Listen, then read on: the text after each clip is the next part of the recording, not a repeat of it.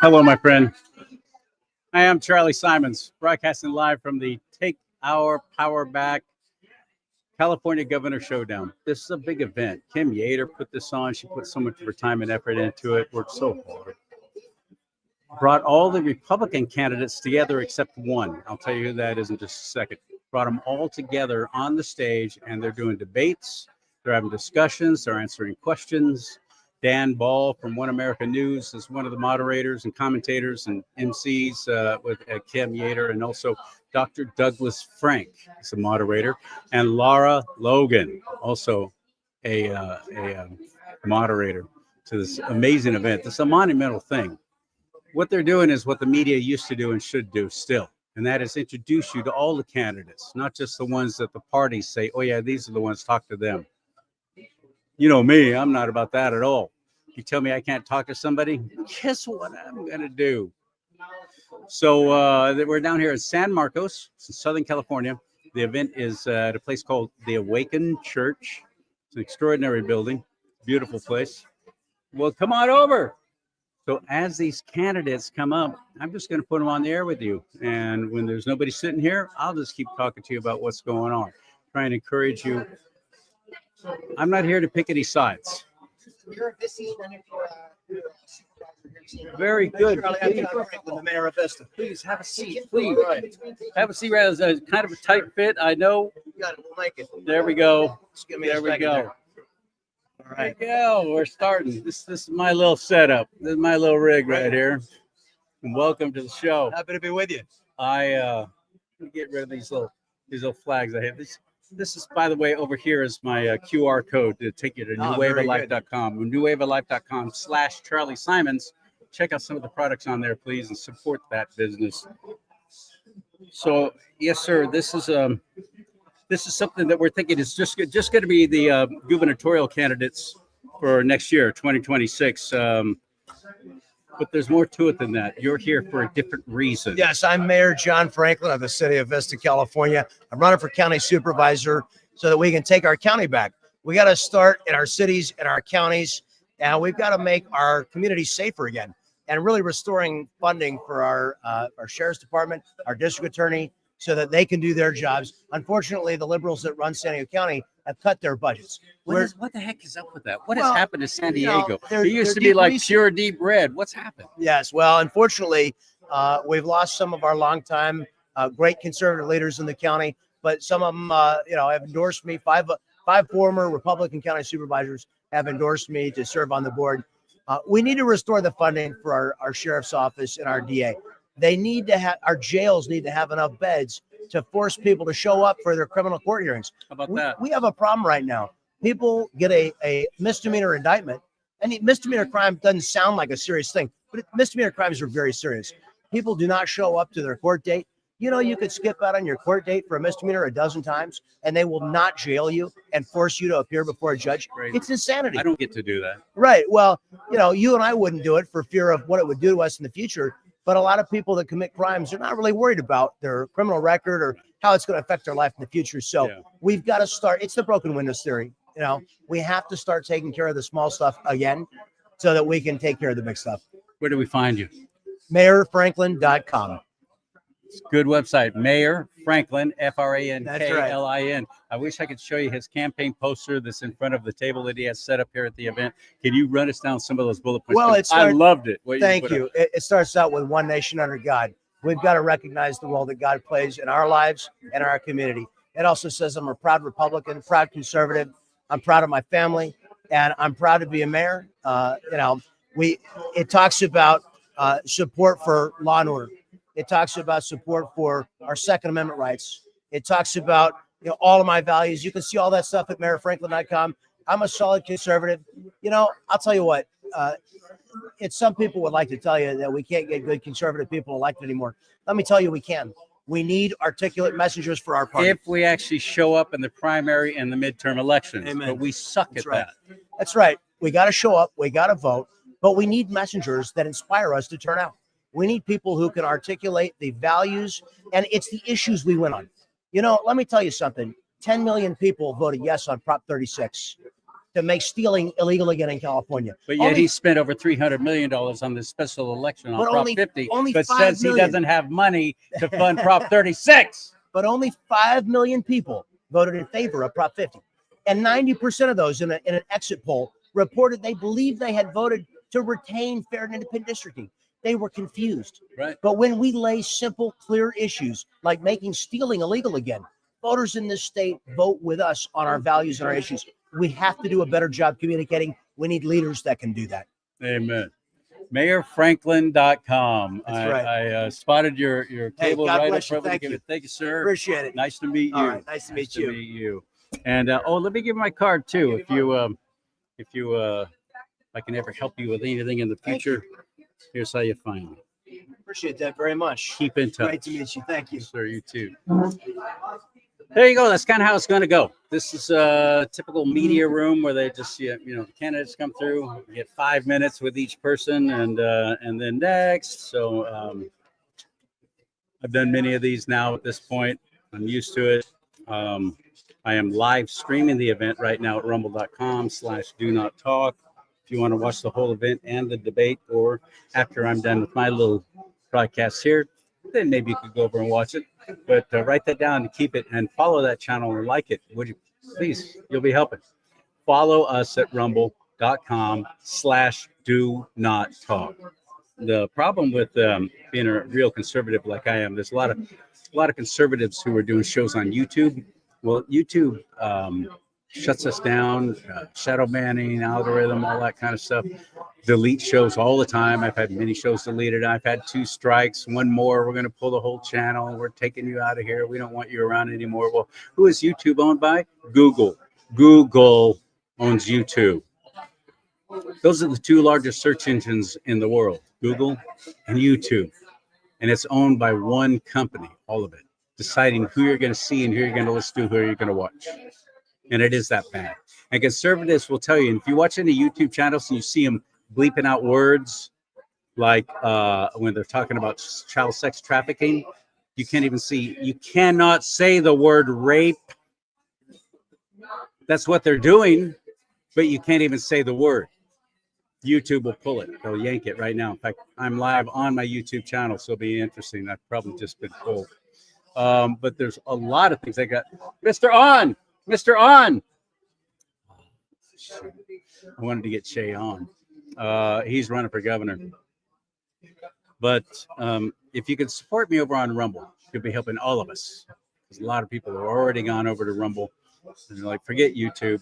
You're supposed to curb your vocabulary, and you have to bleep out words and this kind of stuff that they find offensive, goes against their community standards.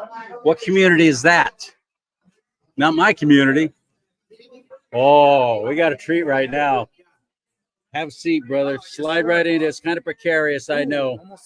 And there's my little drinky poo. Yeah, there you go. Howdy. Oh, hello. Pleasure. She's a blessing to my campaign. Daniel Mercury has been on my show more than once, many times. I can't come on over a little bit closer. There. I decided that because I'm always having people asking me, "Oh, who do you like? Who you pulling for? Who you rooting for? Who do you want to see governor? Who do you think can win?" So on and so forth. I get those questions all the time, and my response, because people are used to me not pulling punches and just telling it like it is. Yeah. But in this case, I want to lift you all up. Thank you. Yeah. Because I admire and respect every single one of you for doing this. Yeah. Because it's not easy. You don't have George Soros money behind you. You don't have the media, pushing everything for you because you're on the left. In fact, the media is ignoring the conservative candidates. So I want to lift you all up. However, I really like Daniel Mercury. Thank you for that. I appreciate the honesty. 100%. I do. I really do. No, I'm going to agree with you in this aspect too. Listen, I don't have any animosity towards any of the candidates, even the ones that I've had staunch disagreements with, candidates that maybe, I've even had some, maybe somewhat negative interaction, but I get it. We're all fighting for the state. We're all fighting for the position that we know is the key position that can really set this state right. So I tip my hat to them. We are all battling this out, and we are providing everybody with an opportunity to compare and contrast and do something different this time. Don't just go with the establishment pick that you see all over the media. Right. Go with the ones for those who are actually blacked out from the media, who aren't given that platform. In fact, a lot of us candidates, including myself, I've been to over 241 cities. I've been to all 58 counties at least twice in some form or fashion or another, if not more. And a lot of us are doing it our own dime. We're not doing it at your expense. Yeah, money would help, but here's the thing though, we understand the importance of your day to day. So we really understand that it's going to take more than just, mainstream media. It's going to take us getting around and really trying to explain, and not just say, here I am as a candidate, but most importantly, what can I do also to educate you so that you can fight back with your local government so that we can take back this state. And that's really what I've been doing. Hey, you have absolutely, and I know it to be true because I've seen it happen. Where Daniel will drive all the way up from his home in Southern California to way up the northern part of the state to speak to a group of 8 people. I'm not exaggerating. I've seen him do it. Thank you. That's just because he's got just an extraordinary heart for all of us, we Californians, and he's fought for our country. He's a Navy veteran, so all kinds of props for that as well. He's got great. So tell us about your book. So I wrote a book called Lucifer's Zenith, Corrupting Nature's God Through Government Deception. It's really a book about how I discovered, where corrupt government hides and operates, how they get away with what they're doing, and what laws they use to hide behind that corruption. To make it seem like what they're doing is legal and lawful on the surface, but really it's egregious. But most importantly, I started noticing, as a believer in Jesus, I started noticing right away that the corruption that we're enduring right now, though there are a lot of unbelievers out there, don't misconstrue the fact that it ties into the Bible. And this book shows you more so the 4 horsemen of the apocalypse on how the corruption ties into the Bible and biblical prophecies.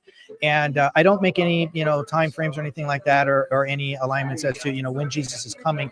I'm glad to hear that, because that bothers me when I hear people do that, because Jesus was quite clear when he said, knock it off. Yes. Stop trying to guess. Right. I'm paraphrasing, of course. No, but it really, when I look back, I realized, in part, did I write this, or was it the hand of God that wrote this through me?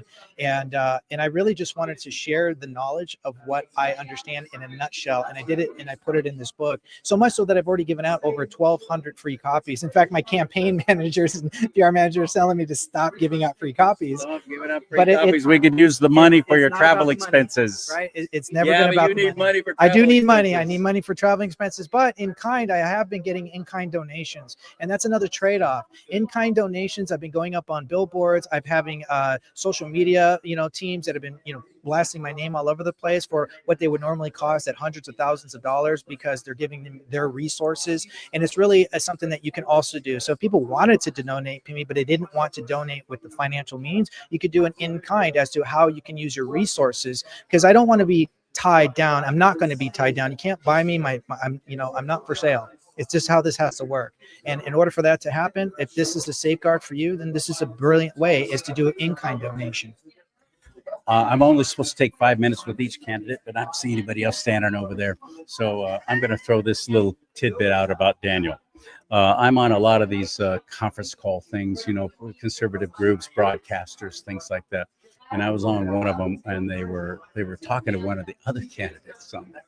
And we give them respect, of course. We're not calling them on stuff or anything like that. But at one point, somebody asked about Daniel Mercury, and this dude said, "Yeah, I don't like it. He's just all he talks about how he's going to make these people pay. All these people who broke the law during the constitutional law and so on and so forth during the COVID shutdown. He's going to go after them. He's going to make them pay. He's going to bring these people to justice." And I couldn't hold back anymore. I said, "That's what I like about him." Everything went quiet on the. Nobody said anything. Charlie, shut up. So That's how I feel. Well, I'm glad you're one of only two others maybe that I've heard even talk about that. Well, I think it's important. I mean, look what everybody has endured in the state of California. Look at how much egregious behaviors that are willful, right? We know that our representatives are purposely willfully engaging in egregious behavior, and they're violating their oath of office. And if people truly If they even take the oath of if they even office, take it, but that's the thing now too. They're not even swearing their oath. no, and that's also illegal to the Constitution. Yes, it is. What's the point of having a constitution or the highest authority of the state if you're not going to enforce it? If we're not going to enforce it, then what are we? But this is a makeshift something that I have no idea what it is. But we need to get back to what this country was founded on. And really, it's so simplistic. People don't realize that the Constitution will actually make you much more, live in prosperity than having the socialistic Marxist mindset and trying to take from the rich. This isn't Robin Hood.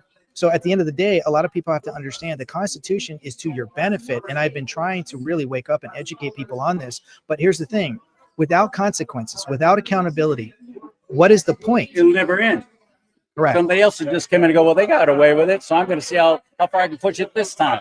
100%. It just gets worse and worse. And this is what I'm pushing. This is why I'm trying to educate. It's not just, hey, Daniel just wants to arrest everybody. No, I want accountability. And in order for you to have that, you have to understand the Constitution and how you can do that legally, lawfully, and constitutionally. Amen. And so if that's the case, this is what you're going to get with me. If you don't want that, then don't vote for me. I'm not going to pander. Where do we find you? How do we get your book too? Please buy this. It's a very powerful, very informative, good book. Thank you. You can find me at danielforcalgovernor.com. So that's Daniel, DANIEL, for FOR, Cal, CAL, governor.com. And you can go right up to the top right page where it says merchandise. And you'll see a nice little page where you see my book right up at the top. You'll see a couple of other items that you can purchase. And a lot of this, again, will help out my campaign and it will educate you as to what I've learned on how you can fight back. Thank you, brother. Thank you, brother. Thank I you. appreciate you too. I appreciate you more than you know. He's an extraordinary gentleman. Go get him, buddy. He's going to be going on stage in probably about 30 minutes. They're going to be having a debate. If you want to watch that debate live with the other candidates who are going to be on stage with them, all the conservative ones that the rest of the media is ignoring, you can go to my Rumble page, rumble.com/do-not-talk. That's rumble.com/do-not-talk.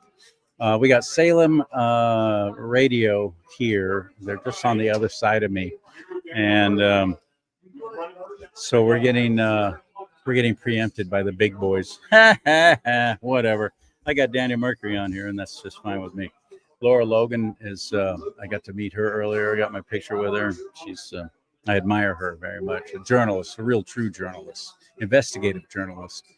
And I was talking with a couple other folks at the little get together, little VIP party before this whole event. And they were saying, oh yeah, everybody knows Laura Logan. And I go, no, they don't. You don't understand. They don't. More than half the population of this state or this nation also are still getting all their stuff, all their crap, all their spoon-fed propaganda from mainstream media, the big, stupid, bloated corporate blobs telling you everything that you need to hear. You need to hear, according to them. Laura Logan is not accepted by those people anymore. She was in that world. She's not now. So I don't believe that everybody does know who she is. And that's a shame because the business needs more people like her. True investigative reporters actually getting real answers. We're going to continue here broadcasting live from this event. I'm going to be here all night as long as it takes. As long as they keep bringing people over here to me, I'll put them on. Running for governor's got to be tough. I've never run for any kind of office. People have asked, why don't you run? Psst, kidding? With my past, come on. Before I turned 31, I lived like a rock star. Jeez whiz. But I've been saved and redeemed by the blood of Christ Jesus. Amen and amen. Thank you, Lord.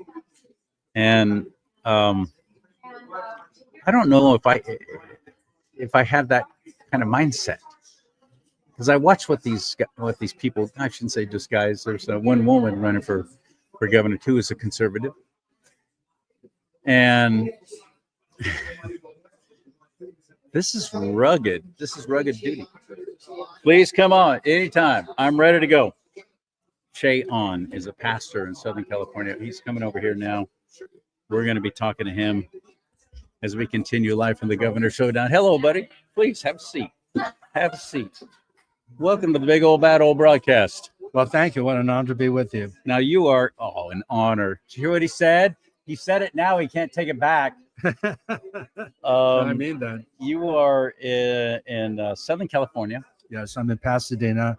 Been pastoring Harvest Rock Church, a great church, for 31 years, and I've been a pastor for 46 years, going back to my days in Maryland. But I came out to California to go to Fuller Seminary, and I love California. And yet, I have seen over the years, the 41 years I've lived here, that we have really created a mess, to be honest with you, and that's one of the reasons why I'm running. Yeah, and I'm glad you said we instead of they. It'd be real easy to keep saying they, but I blame us too. Absolutely. Us as in conservatives. We don't show up for primary elections. We don't show up for midterms. Let me and take then it one step further. It's the church. I'm a pastor. I love the church. We have more evangelicals in California than any other state, except for the state of Texas. And we have 6 million evangelicals that are registered, but 3 million of them will not vote for whatever reason. And so we really need spiritual revival with the church. just God's people could turn this state around in an election or two. Yeah, the last election, Governor Newsom, 8 million showed up, so 6 million, we would win every single race. And so I really want to speak to the body of Christ who's watching this or listening to this, that we need to steward our citizenship. Everything about life is stewardship. And what an honor for me that I came in as a 5-year-old immigrant from Korea and became an American citizen. And I love this country, and I'm stewarding my citizenship and my civic responsibility. Now I'm taking it to another step. I'm running for governor. And so that's how I want to serve this country. You've never run for office before, have you?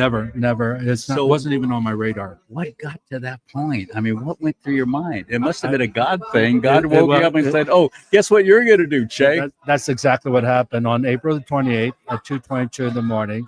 I woke up by the Holy Spirit. I didn't have a dream. I didn't hear a voice, but I knew that I was supposed to run for governor. It was just a knowing. I just know God. I've been walking with him for 52 years. And so I begged God. I said, "Please, God, not this. I'll do whatever you want me to do, but don't ask me to run for governor." But at the end of the day, I'm going to obey God. But I said, "God, I'm weak. I'm going to throw out a crazy fleece. If I get an invitation by President Trump to the White House, then I know this is a sign from you." So I threw something that was crazy. I said, "That's never going to happen." But 5 hours later, I get invited by President Trump to the White House to the National Day of Prayer. Wait, what? Yes. So I met with him twice. For the National Day of Prayer. For the National Day of Prayer. Who even told them about you?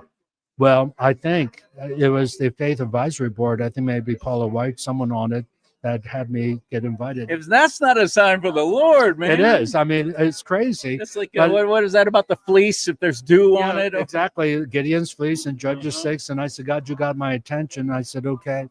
And so from that point on, I sought godly counsel. Of course, my wife was the first person I told. And she said something that stunned me. She said, "This is why we've come out to California. Now, we've been here for 41 years. So everything you've gone through is preparation for this. Because not only am I a pastor, I started my own business in 2010. It's an S Corp. It's a small company. But we have so prospered with the business that literally I make more money with my business that the last 15 years, I've given my salary back over to the church, and 3 times that much. And so it's just been an honor to serve as a pastor because God has so blessed me financially that I don't need a salary, although I believe that churches should honor their pastors. Yes. And so that's biblical. That's biblical. So Paul wrote a lot about that. And especially those who preach, they deserve a double honor. But again, it was my choice that I had the freedom. And that's what I want. I want freedom to come where people are living in prosperity in California, not just eking out and existing. In fact, it's just the opposite. We're the 4th richest economy in the world. We would be right behind United States, China, Germany, then would be California, before Japan, before India. And yet 35% of Californians are living in poverty. And the issue here is an ideological, spiritual battle. And what we have is we have been hijacked by ideology that is not biblical. And so I believe, for example, that again, what we're seeing in New York in the mayor's race that just took place, we're dealing with communism. And the reason why I can speak on this, because my dad was born in what is now North Korea. He was born in Pyongyang, and he was a pastor there. And the moment Kim Il-sung, the grandfather Kim Jong-un, wanted to invade South Korea to unite all of Korea under communism, he arrested all the pastors. This is the cancel culture. It's a Marxist playbook. And so the only reason why he got out is because President Truman, when he saw that Stalin had violated the agreement, he sent General Douglas MacArthur with the famous Incheon invasion and divided the North Korean force division into half and pushed the North Korean forces to the Chinese border. My father was released from prison, and he grabbed his family and came to South Korea and met my mom there, and I was born right after the Korean War. He hated communism. One of the reasons why he wanted to come to the United States because of our democratic republic that we live in. It's just a wonderful country. And so I see that creeping in, a totalitarian one party in California. And they're just having these mandates that, like, for example, this transgender agenda shoved down our kids' throat, where parental rights are taken away. One bill alone, AB 1955, that teachers who are maybe even Christians cannot tell parents if his or her child is going through a pronoun change or they feel they want to go through transition, hormonal blockers, whatever. It's like you can't even notify. So the state is saying, we know what's best for your kids. And I said nonsense, because the Bible says in Proverbs 22, verse 6, that parents should train up a child in the way he or she should go. Even the church is to support parental rights, not the state, not the church. And yet we have it reversed here in California. So I want to restore parental rights. I want to restore heaven on earth here in California, where there's prosperity, safety on the streets. I believe I have a plan to deal with the homeless problems, because I used to be a drug addict, and I know that we need to have treatments for them. This common sense stuff. It's demonic repression, really. It is. It is. But because I got a history too. Yeah. Well, I want to bring biblical values that are really common sense principles that I believe that will have compassion but uphold justice. That's a tough sell here in California, where you have a whole lot of people who seem to just despise the Lord and the Lord's people and want to see everything they can to shut us up, shut us down, treat us like we're, I don't know, living in Syria or something. It's that bad in California now. You're right. But I feel that there's a shift taking place in California. In 2024, 41% voted for President Trump. And then we saw 10 counties go completely red. Then we had the LA fires, Pacific Palisades, Altadena, 15,000 homes burned down. And 80% of those homes are owned by Democrats. I think they're tired because Newsom defunded the fire department of $145 million in 2024. Mayor Bass, $17.5 million in 2024. Fire trucks were broken. The Santa Ynez Reservoir that holds millions of gallons of water was broken. They should have fixed it within 24 hours, because we're in a fire zone. It went like a year without being fixed. And we're just seeing mismanagement as a leadership issue. And I think they're ready to say, these conservative, moderate Democrats, enough is enough. Yeah. And let's shift over. And by the way, the data shows that we have now 1 million new Republican registered voters that has shifted from. Yeah, if we can just get them to vote in the primary and midterms. And then we had Charlie Kirk's assassination. They just see, how woke people have become. This guy who had a transgender lover who shot and killed. And so the persecution that's coming from the extreme left, this is not America. It is communism, is ideological, extreme left. And I believe the majority of the people, I used to be a Democrat at one time, but I feel the Democratic Party has left me. And so I just want to get back to we the people. I am not running because I need a new career. I love being a pastor, but I want to be the governor for all of California, not just the conservative Republicans, but I pastor people that are Democrats and Republican in my church, and I'm going to pastor, so to speak, in a metaphorical way, govern all of California And so I want to encourage people to check me out. Go to Che4CA, CHE number 4, CaliforniaCA.com. And you can look at my website and just learn a little bit more about my values and my policy and things I'm going to do on day one.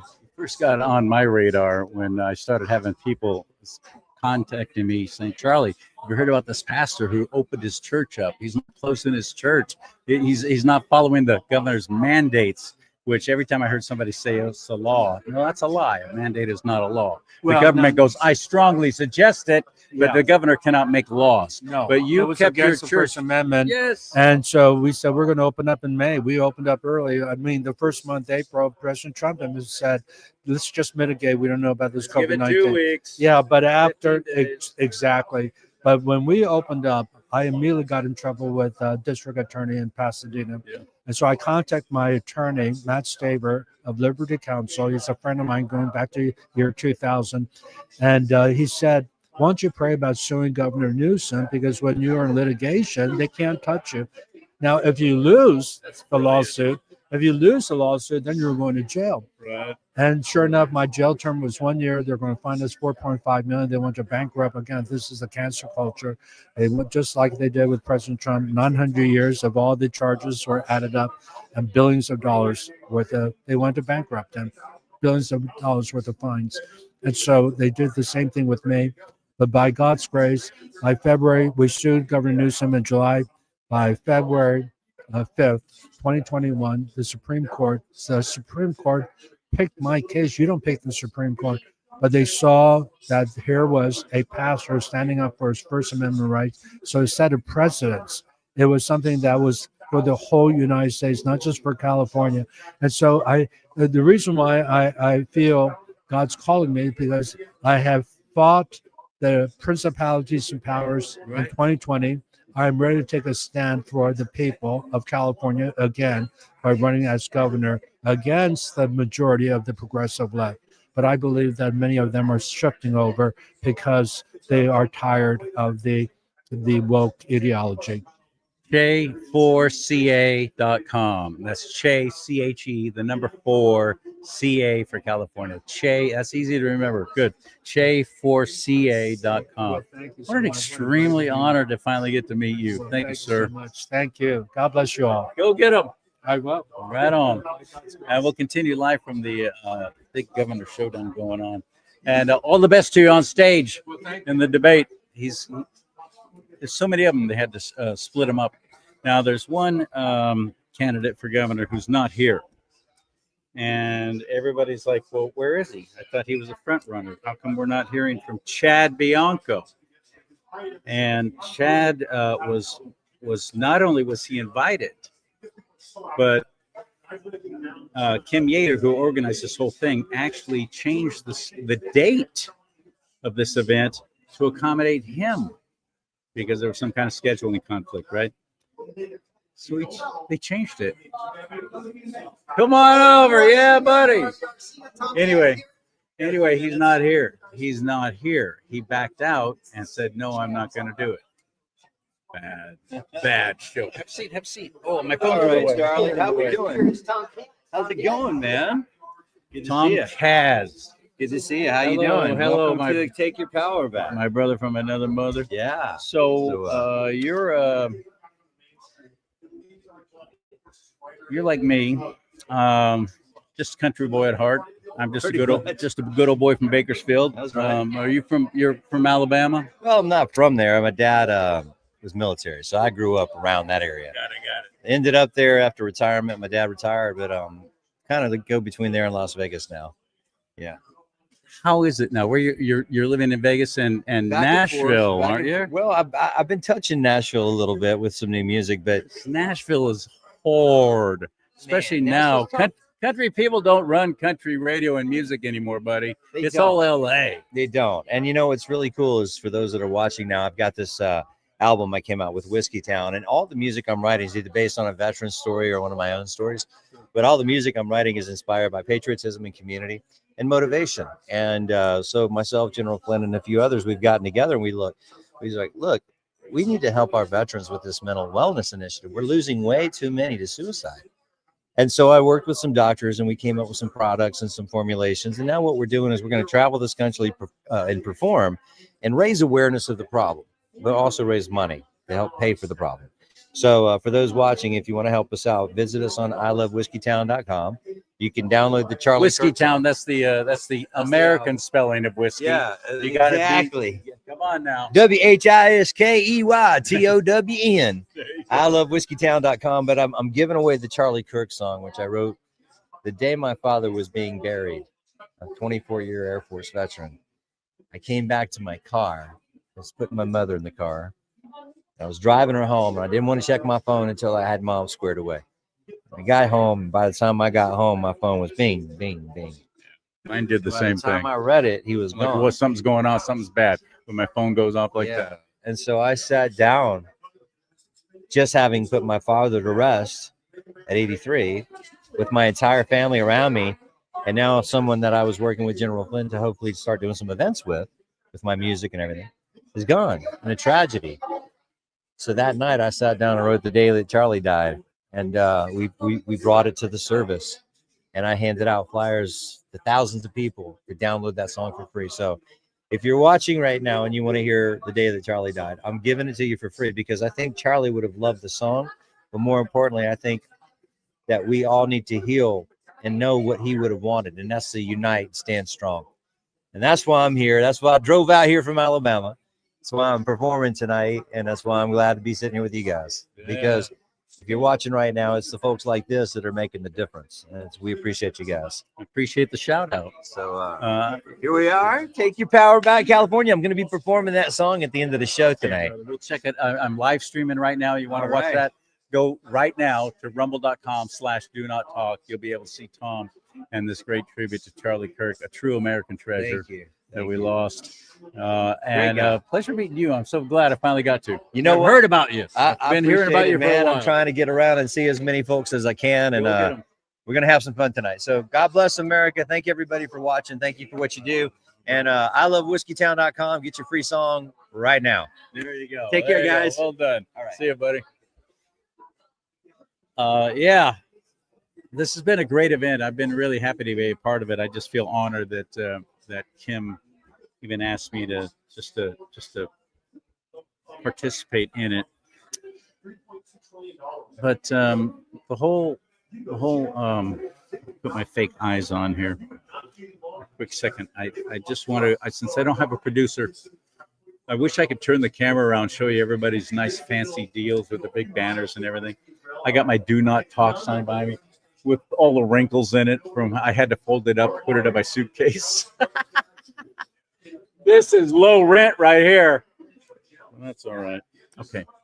So anyway, I don't have a producer, so I just want to make sure everything is as it is supposed to be. Yes, that's working. Test 1, 2, good. Microphone, camera, good. All right. So we'll continue. Again, I'm just going to keep on going. As long as they keep bringing people up to talk to me, I'm just going to keep on going. Mary Crowley is here. You got to meet her when she was with me at that Rev 17 conference at Church of Glad Tidings in the Yuba City, Marysville area. She's got a very powerful ministry. She's based down here in Southern California. And I'm going to have her come on and talk for a little bit too, just a bit. I see David Serpa over there. He's been on the show a few times. Retired, he was with the Marine Corps. And I'm looking around to see who's coming up next. So this is kind of fun. It's kind of fun things. What would really be nice right now is if I had somebody to banter back and forth with. So I'll banter back and forth with you. I'm going to open up the chat room and see if you got any questions or comments or anything so far, or something not looking good or not sounding right. Please let me know. I'd sure love to see what you say. There we go. So you can comment through Facebook at not my page. Facebook deleted all my pages, but my friend Patriot Mike Cook, Patriot Mike, he's on Facebook. I'm live on there right now. I'm live on YouTube, Patriot Mike's channel, and my own, which is at CharLee Simons, CharLee Simons. I should put my little banner up here too, huh? Make it look a little fancier. And I'm also on LinkedIn, which is CharLee Simons on LinkedIn. CharLee Simons. I'm on Twitch now. Look at that, twitch.tv/CharLee Simons. Okay, excuse me a quick second while I look for my little banner here. There it is. Check that out. That's all fancy and stuff. You can help this show grow. You can help me financially. This cost me a bit of money to come down here and do this. I'm not getting paid to do this. I volunteered to do this because I want to bring to you all the candidates and help you decide. I want you to see them. I don't want to influence you one way or the other. I try not to, but too big of a loudmouth sometimes to keep opinions to myself. But this whole event is just about introducing all of them to you, the conservatives, the Republicans. One is running as an independent, but when he comes on, I'll let him tell you why.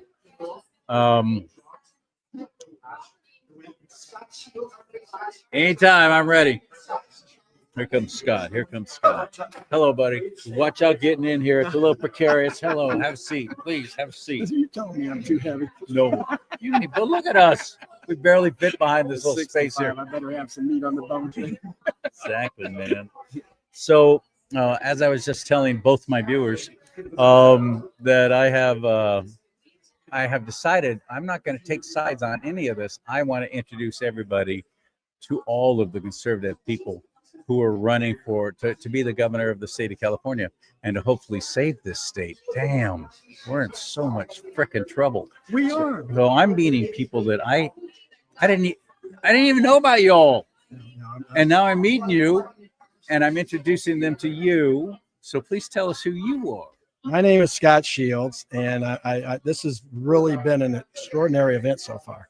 It is. I started to consider running for governor a year ago, this last November, and I went out and did my walking trade show, and I found out that there's a lot of possibilities to win this election, but we have to create a new playbook and go after it. Number one, you have to get the right coach, right?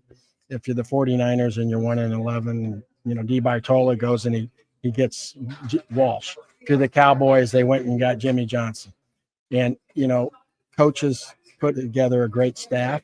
Yep. Who are sometimes That's a sign of true management is more putting together a team that's maybe even better than you are. more knowledgeable in that lane, because the coach is there to merge everybody for the solution, kind of like a project manager in tech, right? You have to work with upper management and board of directors. You have to report to them, go to meetings, but you also have to work with the engineers, and you have to get the best out of them, just like a sports team, right? So that's my background. And so I feel like Sacramento's that way too. And I do know that we can get votes. I've been out there for a year and a half. We can get votes from the non-party preference or the independents, and we can get Democrat votes too, without a doubt. I live in the Bay You Area. really think so? I mean, did you follow what just happened with Prop 50? Yeah, but why? What was the playbook for? Well, I say this knowing that the numbers that turned out to vote yes on any kind of election for 50 were dismally low. Too many, right? So here's why. Okay, in my opinion, go back to sports. If you have a losing team, okay, you're in last place, and we've been in last place as Republicans. Yeah. Okay, no doubt about it. In California, okay, if you have a losing team, okay, who's going to buy a ticket to that stadium this year? Season tickets. Okay, before you start to win. Me, but I'm cheap that way because I know the prices will be lower. But before they recognize that you have a possibility to win, a lot of Republicans have given up. A lot of people mentally have given up. But come March, I assure you, if there's a candidate that looks like they can win because they're there, right? The facts will say they're there, okay, and they're in the game to win, and they got the support, the money, the staff, the plan to destroy the Democrats on their playbook, okay, destroy their playbook. When you're a football team, I'm destroying that other guy's playbook. I know when we know what their playbook is. So we have to destroy that playbook. If we destroy that playbook, I assure you, all of a sudden, the Republicans will show up in droves. The 6 million people will show up to vote in March. Before then, we want to tell you what we're doing, and we want to. But in my opinion, you have to go get those low-hanging fruit of the nonpartisan independents and the Bobby Kennedy Democrats. And if we do that, we have a chance to put somebody on the board. These people are working so hard. They're putting everything on the line, and this costing them money. It's costing them time. It's costing them heart and strength. So I lift them all up, and I encourage you to look them up and find out more about them. Where do we find you? I appreciate your time too. Shields, SHIELDS, #4, governor.com. And you'll see that it says vote the candidate, not the party. Whether you're Republican or Democrat or independent, look for the solutions. That's my slogan as I went out there for a year. And I'm telling you, that's the California electorate. That's the California electorate. They want solutions. They want a new playbook. They don't want the Democrat. They don't want the Republican. Thank you, brother. Go get them. All the best. I just had a Salem Media Group person come over here and take my guest away from me. She's given me this. I'm like, I don't work for you. You're not my producer. Sit down. Okay, I'm available anytime you're ready. Lewis Hearns. That guy. So, you, me, buddy, we're coming. We're coming. Scoot on over a little bit, brother. Scoot on over. There you go. Well done. Well done, son. I've had Lewis on the show before. I've always enjoyed talking to him, getting to know him. Anytime I get an opportunity to, I do. When I first met him, he was doing a tour for. I'll let him tell you what he was promoting, but his website is screwbiggov.com. And I went, oh, I like this guy. Oh yeah, I like this guy. Screwbiggov.com. And tonight, you said something that I did not know. You're a conservative. You are a Republican, but you're not running as a Republican. I can't. And it's not that I wouldn't want to, because the Republican ideology is in line exactly with the way I think. The challenge is I believe we're a captured operation in California with the GOP currently. And that's sad, right? Because I would like it. But the reality is, if you listen to John Adams, George Washington, Thomas Jefferson, they always said, be careful of the two-party system. Because that's going to always. It was not designed. Yep. Our constitutional republic was not designed. It was supposed to be whoever's the best of the best. No two-party thing. Exactly. In fact, there were warnings about what would happen if we ever became a two-party system. They felt it would be the death of America. Yeah. And here we are today, right? Because now we're talking about two sides of one coin. That's scary. Yeah. So I had to be authentic. And authentically, I cannot align with the California GOP because I believe they're corrupt. How many people have told you on the California GOP that you can't win unless you claim to be a Republican? Dozens, Everyone? daily, right? It's constant, right? But it's part of the psyop that's created, because the last thing they need is an independent that's really conservative, right? They don't like that. That's exactly what they can. Now think about this. Virtually the same amount of independents and Republicans are in California, right? That's scary for them. So they have to constantly say, independent can't win. You got to be a Republican. It's not going to work that way. Now, you don't hear any Democrats saying an independent can't win to me, right? Because it's the GOP message that they're putting out. Because, for them, it's party before the people. I can't do that. I can't put a church or a pastor before God, and I certainly can't put party before people. His slogan on the big banner that was just up on stage is they're having all the different candidates and they're putting up their banners and their slogans. It was, I'm the we the people guy.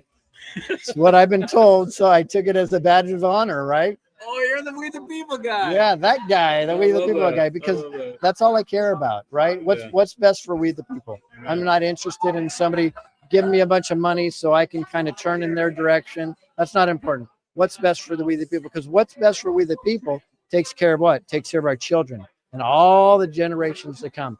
We cannot be governed anymore. We need to govern the government.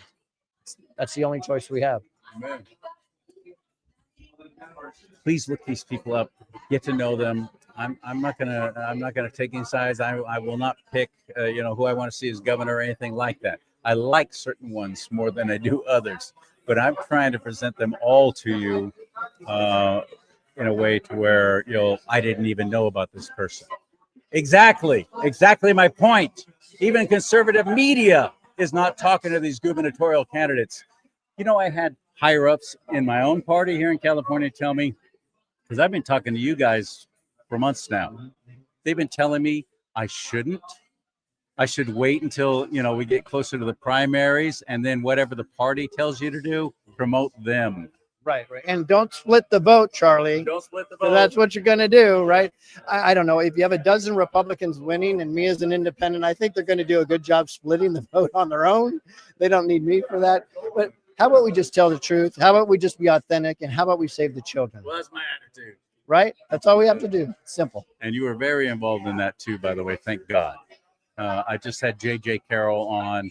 We were talking about child sex trafficking. I keep going back to that because people in the churches, my own fellow brothers and sisters in Christ Jesus are going la la la la. I don't want to hear about it. I don't want to hear about it.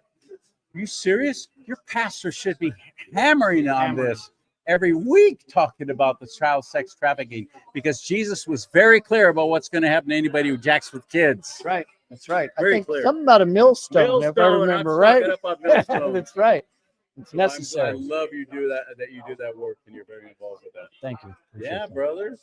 Good seeing you again. Where do we find you, by the way? Just go to hermsforcali.com. Hermsforcali.com. Spell it. HERMSFORCALI.com. CALI. I always say Cali too. Hermsforcali.com. Do that. Thank you, One brother. secret. Cali, California as liberty intended. An acronym. Good. California as liberty intended. I like it. Thank you, brother. Go get them. Appreciate you. You got some bigger names than me wanting to talk to you. That's not so hard. I think I got David Serpa coming up next. I'm not quite sure, but I always have a fun time talking to him. He's such a character, man. One thing too about I met a lot of politicians, especially since I started doing this conservative talk show, and everybody wants to get on.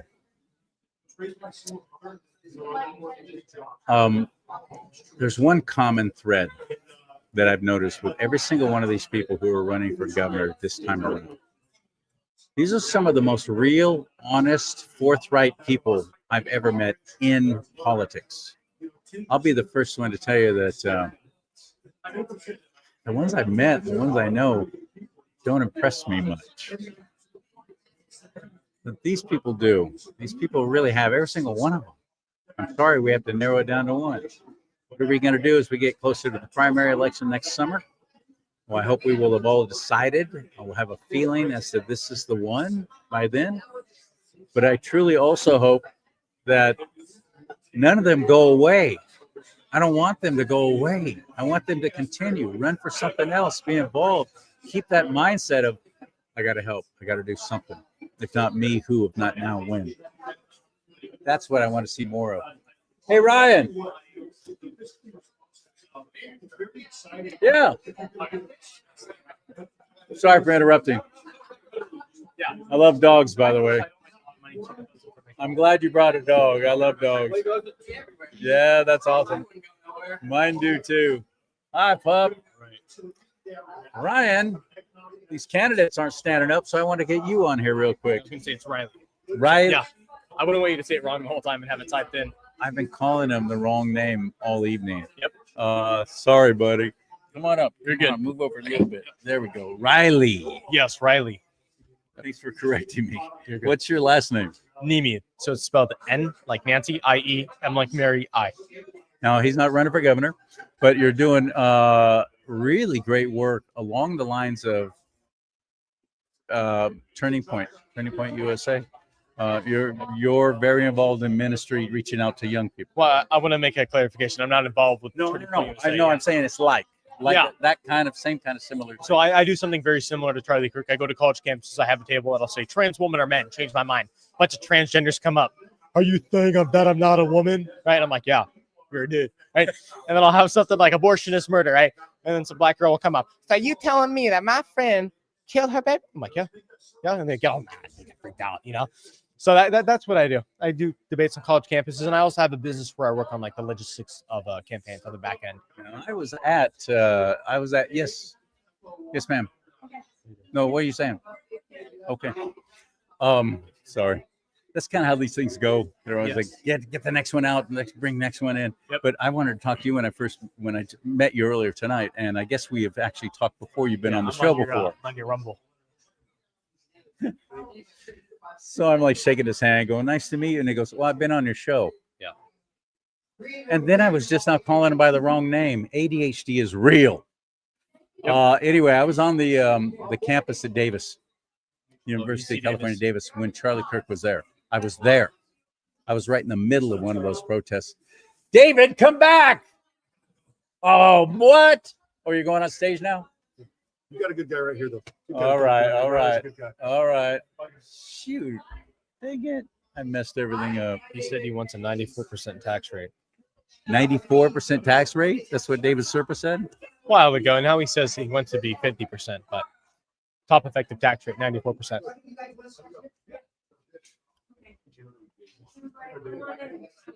Dude. Anyway, That's where do all we I got find to it? say. I was there, though, is what I'm saying. So I'm sure you've encountered some real oppression, some real violence, even. Yes. I at UCLA, they had the Palestinian protesters, and it's like, Muslims go out there protesting, whatever, but like most of them are just like a bunch of. Oh, you gotta bring it. Okay, but basically at UCLA, I had 5,000 people chanting, "Get him out! Get him out!" All these liberals don't even know what they're protesting. They chased me down the steps. I got pushed down the stairs at UCLA in front of multiple sheriff's deputies from LAPD. Who did nothing. They didn't do anything. They're 30 feet away. Watch me get pushed down a flight of stairs at UCLA. 5,000 people chanting, "Get him out! Get him out!" So I've seen some crazy things, been in some crazy situations. Been chased by a group of gay activists in West Hollywood. About a mile. I had a sprint with my friends. Son of a gun, no kidding. Trying to kill us. They got their belts out. They were whipping us. I was like, I don't know if they're doing this because they hate us or because they like us. I don't know why they're. Excited. I don't know. They're gay. It's West Hollywood. I don't know. Yep. I want to have you on again. All right. And this time I will remember Yep. you. Riley, how do we find you, though? How do we find you? It's going to be my Instagram, which is ryley.niemi. Thank you so much. Yep. All right, we're continuing here. It's the Governor Showdown, and I'm serious about that. I really want to have you on again, and we'll talk more about this, and I'll remember you. Okay. Awesome. Thanks, Charlie. That sucks when somebody's actually been on your show and I don't remember it. Not that he was a bad guest, it's that I have a bad memory. But here's Leo Zaki. Are you next? All right. Are you here? Come on in, buddy. Kelly, we're good? Yeah, go ahead. All right. Zaki, you know Leo. He's been on the show many times. Here he is back again. Have you been up there yet, or Yeah, are you in the I first just round? got done. Yeah, How did it go? I knocked it out of the park. Come on, brother. It's me. It's LZ. I got it. No, I mean they were great questions. A lot of impassioned candidates, but I mean, I brought it home. You got CPAP or CPAC under your CPAP. That's a little breathing machine.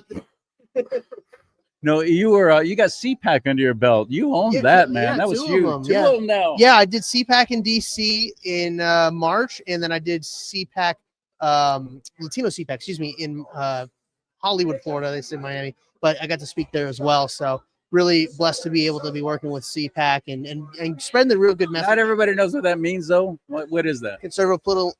Conservative Political Action Committee. Yeah, there you go. CPAC. And you should get involved with them if you haven't. And if you've never been to a CPAC, you're missing out. Oh my Get your tickets. It's going to be in Dallas coming up in March this coming year.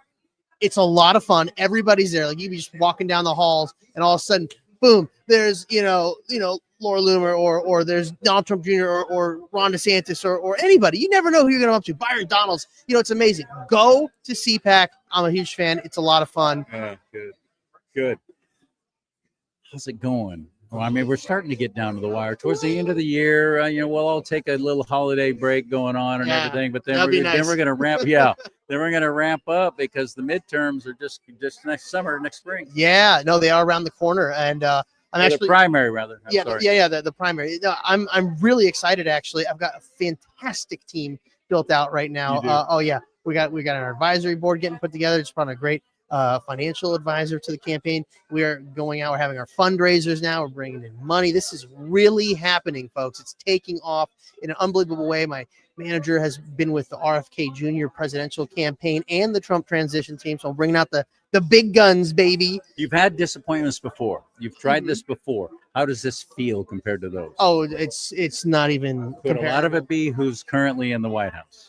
Well, I think that's given a lot of us hope and emboldened. Oh, no. The hope is for sure there with our man in the White House. There's no doubt about that. But it's bigger than that. Things have gotten so bad here in California. But for me specifically, it's how I've actually evolved going through this. Because look, I'm an outsider, and I'm proud of that. That's what we want. That's what the people want. They want honest integrity. I don't want politicians anymore. Nobody wants that. I'm bringing you real life experience from agriculture, from manufacturing, from small business with a plan forward, and that's the difference maker. People resonate with that. I'm always going to be me, no matter what, and people they like that, which is great. And I'm not here to be some robot politician. We're done with that. But the team that I have now, because it's I'm a business guy, not a campaign person, so it just takes time to come into contact with the right people, and I'm blessed to be able to have been able to foot the bill myself this far, and I can still continue to do that. But we're bringing in money now, so I'm thrilled, and we're getting more exposure. It's all about just growing a team. I've got like 13 or 15 people on the team right now. Anybody want to know more about Leo? You can actually catch him. He's got a radio show. He's doing well.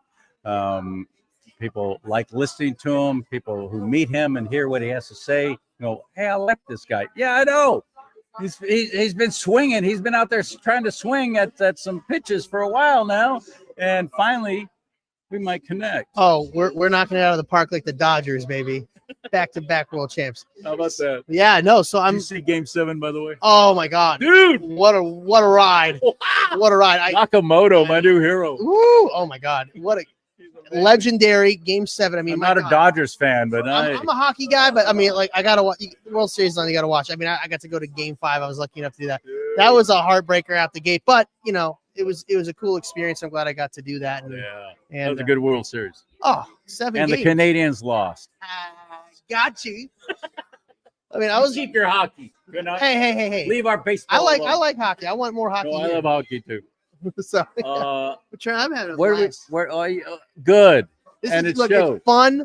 People are energized. I can see the light return to their eyes when I speak with them about how we can move forward together, because it's not about left or right anymore. And that's my big message to everybody, is that the party lines, this nonsense has got to stop. Everything's so broken in the state. Everybody's dying to know how we get forward in this state. And that's what it's about. Not left, not right, forward. And that's what I'm doing with everybody, bringing people together under the Team California banner with common sense solutions, ending the drought with building out massive public works projects, opening up the taps for the oil, refining it here, selling it here, mitigating our wildfires.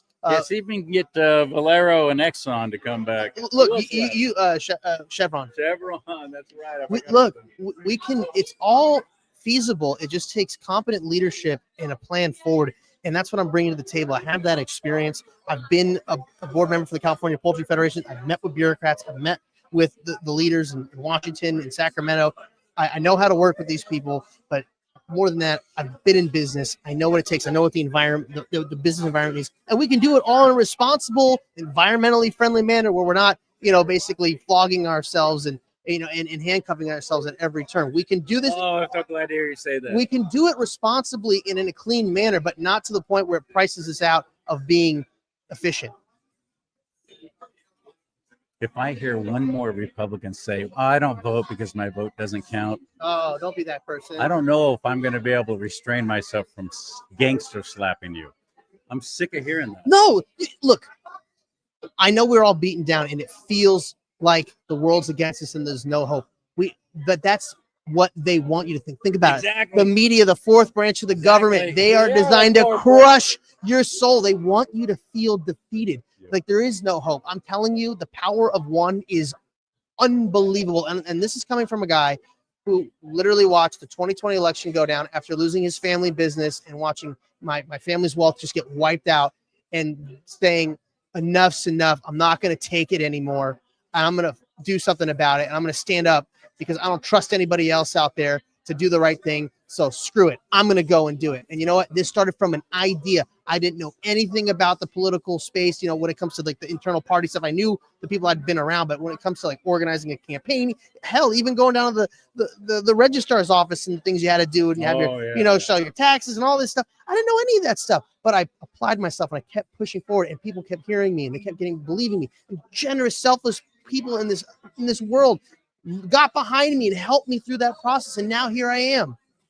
I didn't think I was going to have a radio and TV show on Salem. Are you kidding me? You asked me that 5-6 years ago. I thought you're nuts. Yeah. You're like, no way. You're running for governor in this position that I'm at now? No way. But that's because I believe in California and I believe in the people and I believe in you. And you need to start believing in yourself more than anything. I'm here to help and I'm not from the government. And I'm not from the government. Where do we find you? You can go to my website, leozacki.com, LEOZACKY. Please follow me on Instagram and X and TikTok at Leo, the letter S, Zacki, LEOSZACKY.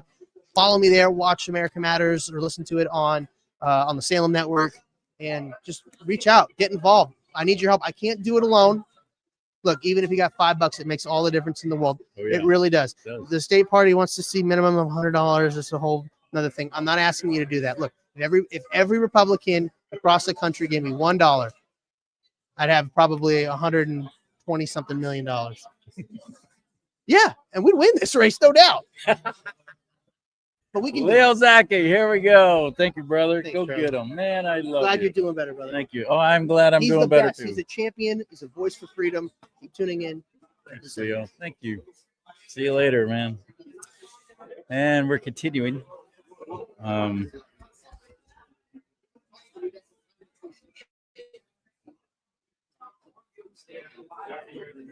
to get the producer's attention. Let him know I'm available. Bim Miller.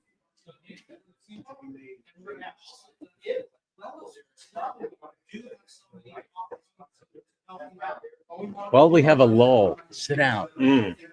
What's up? I had this guy on not long after that whole fiasco with at Coca-Cola Cella, whatever you call it, the SoCal place.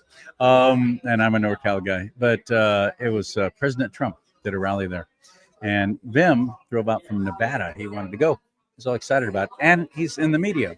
So he's got his credentials and everything. He got hassled. He got in a little spot. He was very forthright about, listen, by the way, I carry.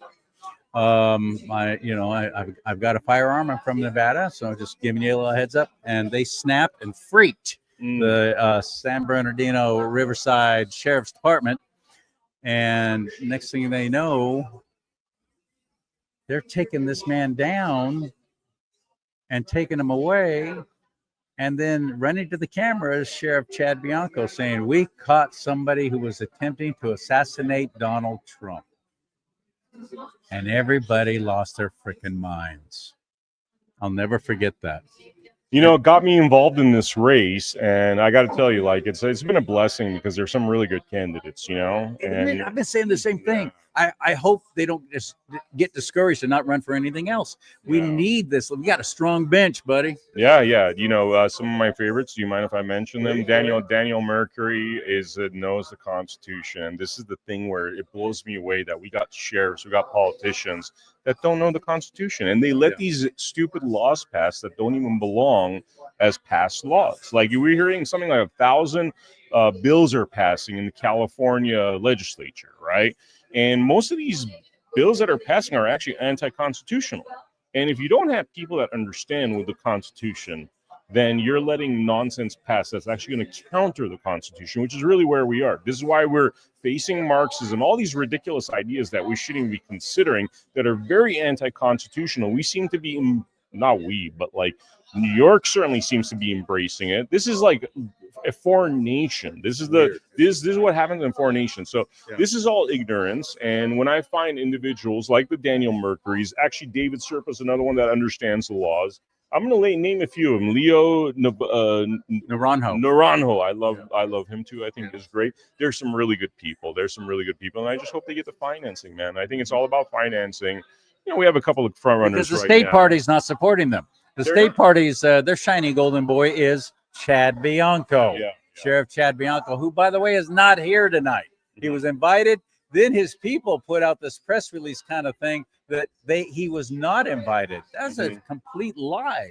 I know Kim Yater invited him more than once. She not only invited him, but she changed the date of this event to accommodate him. And then he still said no. Yeah. I think it's because you're here, Vim Miller. Well, I think, you know what I actually think? I think it's because Kim Yeater asked him some hard questions. She sure did. She asked him some hard questions, and I've been following a lot of these interviews. A lot of these interviews are softball interviews. What you really want to do is you want to dig into the person, make sure they understand the laws. Now, when you ask some hard questions, some people will not show up, and that already shows you what's going on there, you know? And I'll tell you one thing. I've never seen a moment of fear being fear-based by any of the individuals I just mentioned. I agree. I mean, these guys are brawlers. These guys are real men. They understand the law. The names that I mentioned, especially, and I hope I'm not forgetting any of the great ones because there's 4 or 5 great ones as far as my observation goes. You know, we do interviews as well, so. Yeah, I hope people start supporting some of these great candidates that understand the laws. I do too. Yeah, the state party's not backing them. No. They're all about Bianco, and then when Steve Hilton entered the race, it's kind of like split the state in half because most of NorCal seems to be about Hilton, and SoCal seems to be about Bianco. Is that what's going on? Yeah, wow, really? Wow. I mean, we're gonna end up with like New York if we don't get our stuff together. Yeah. Absolutely right. Vim Miller, where do we find you? How do we follow you? Because I know you got to get back. Not Vim Miller is my ex, and America Happens is our where we do our podcast and stuff. America Happens. Not Vim Miller. Not Vim Miller, yeah, because Vim Miller got banned in Twitter 1.0, and for some reason I didn't get it back, so I'm incognito. I'm not Vim Miller on Twitter. So. And where do we see your show again? AmericaHappens.com, and we're on Rumble. We're on all. But if you go to AmericaHappens.com, all of our socials are there. Definitely do check us out. All right, it's Vim Miller, VIM, VIM. Yeah, that's what I said. What did I say? VEM. VIM? No, VEM. Like Emily. VEM. It's all good. I've been saying it wrong. It's all good. It's all good. Had a poor other dude earlier. I was calling him Ryan, and he goes, "By the way, my name's Riley." Jeez. Thank you, bro. Thank you very much for the interview. Oh yeah, my man. Talk to you soon. VEM, VEM, Miller, MILLER. I blame the stroke. I'm that's the fall guy for everything now. You know, I had a stroke 3.5 months ago. That's I know. Oh gosh, I didn't know that. Yeah, that's right. It's fine. That's why I'm so awful to remember names. I was always terrible about that. Anyway, Vim, VE. Okay, we're gonna continue. They had.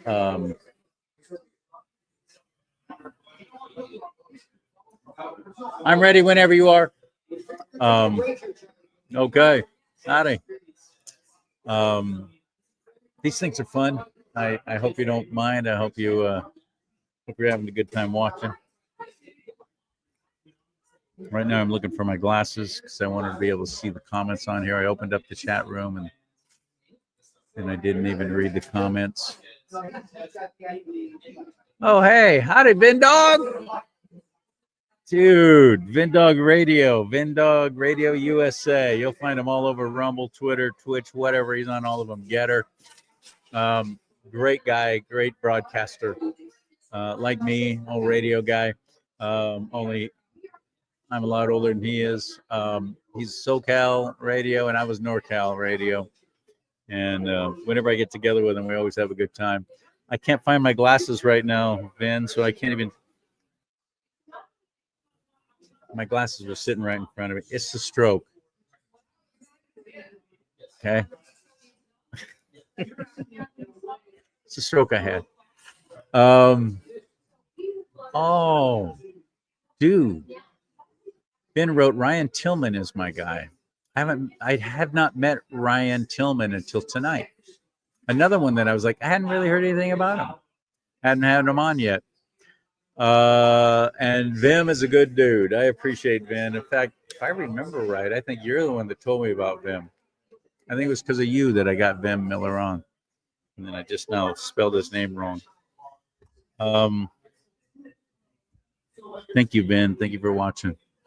Share these shows if you can. Let people know right now I'm broadcasting live from the big California governor shutdown down in San Marcos. It's SoCal outside of San Diego, Escondido, all that area. And all the Republican, or at least conservative, Louis Herms is running as an independent, all in one place. This is what the media is supposed to do. This is what the media used to do, introducing you to all the candidates. Whether they agreed with them politically or not didn't matter. Radio and television used to have these kind of discussions with all the candidates. Well, they don't have to do that anymore. A lot of that was the ownership rules, deregulation crap that we went through with Bill Clinton way back in the 90s. He ruined radio as we know it. I'll always blame him for the most part of ruined radio as we know it. But they don't serve the community anymore. Not only do they not serve, they don't have to legally anymore by the according to the Federal Communications Commission rules. But they don't want to. You want time on our airwaves, you're going to buy advertising. That's the only. So you get a 30, 60 second maybe max ad, and then you got all these labor unions and everything else, all these other communist freaks on the left throwing their money at other fellow communist freaks like Scott Wiener. Senator Scott Wiener is going to run for Nancy Pelosi's congressional seat. Mark my words. That wicked man, demonic Scott Wiener is going to run for Nancy Pelosi's congressional seat because she's like a saddlebag with eyes. That thing is retiring, and Scott Wiener, just mark my words, Scott Wiener is going to run for that. And you know what else? He'll win. This is the one who has written and manufactured so many of these horrific laws, taking away parental rights, making it to where you can play with a minor up to 10 years younger than you. Let's say you're 18 and a half, and you're doing it with a 8-year-old. You can't be charged with a felony for jacking with kids. And you don't have to register as a sex offender. That's Scott Wiener. He's the one that did that. Many of these things were thrown through and pushed through during the whole COVID shutdown because the legislative body has to have 30 days. They have to, before it even starts going through committees and they start discussing whether it's going to go on, to a vote. Not to us. We don't get to vote for it. But before it ever even moves on, they have to let us know about it with what they call a 30-day print rule. 30 days in advance of them starting to put it through the committees and everything. You ready? No, I know of you. Hello. Do you have time? Okay, please have a seat. Come on down. Come on, we got a tight little spot in here. I know. Look at how cute we look. I was just gonna say, isn't this a cute little setup? Look at it. Little walls I put up here and everything. And when I walked into this room, there's all these people that have a whole lot more money than I do, with their big banners and their fancy lights and everything. I wish I could move the camera, but I don't want to mess up the shot. So you can see these are lights I bought at like Ross, Kmart. Little podcaster lights. But it works, right? No, I actually have fancy, nice, expensive lights, but I went and left them at home. No, I know of you and very well, and I love the Salt and Light Council. Thank you. I love what you're doing. So let me wrap up real quick, though, what I was just talking about, the 30-day print rule. during the whole guise of, well, we got to rush this through stuff quickly because it's all about COVID and it's all about to protect you people. We got to do this. We can't be taking the time to argue about this and let you actually have input as to what we're trying to do because it's for your own safety. They did one, maybe two things like that, and the rest of it has been taking away parental rights. The rest of it has been indoctrinating your children and not paying any kind of legal consequences for it. That's what they did during the COVID shutdown with their waiving of the 30-day print rule. How did they get away with waiving a rule like that? Because they wrote it for themselves. It's easy to break a rule when you're the one that wrote it. Oh, well, decided we're not going to do this anymore. You know what I'm talking about, don't you? Not many people do because I never hear anybody talking about this. Well, our state of California does whatever they want. Yeah. They do whatever they want. And we need to change that if we're going to be a free country and have true representation in this state. Salt and Light Council. Didn't some guy named Jesus tell us something about salt and light? What was that? Well, we are commanded to be the salt of the earth and the light of the world. Right. It's not a suggestion, it's a commandment. Not a suggestion. I Not like a suggestion, no. And salt is, it's what flavors the world, but also he tells us that if we don't, and we are not salt and we are not light, we're good for nothing but to be trampled on by men. And if you cut out salt completely from your diet, you will die from that. You will die. Yes, you will. And we had one of our Salt and Light representatives that did a wonderful experiment. He took a bowl of water. He took a light bulb with a long wire, put it in water. Nothing happened. But then he sprinkled salt in the water, and the light lit up. That's it a was cool amazing. experiment. Isn't it amazing? So when did this start? This is your baby, isn't it? Salt and Light Council. We started about 20 years ago. And then we got very involved in the Proposition 8 battle here for marriage. Oh, and I did as well. I lost family members because of that. They don't. So one of them still to this day won't talk to me about taking a stand for yes on Prop 8. Oh, that's a This shame. is going back to 2008. Well, that's a shame. And, you know, our country has caved a lot, and I'm sure you've touched on this, but so did many of the candidates in there. We have allowed our public school system to indoctrinate so many children that our nation now literally doesn't know what they stand for, doesn't have an identity. And what's happening is that in every aspect, we're losing our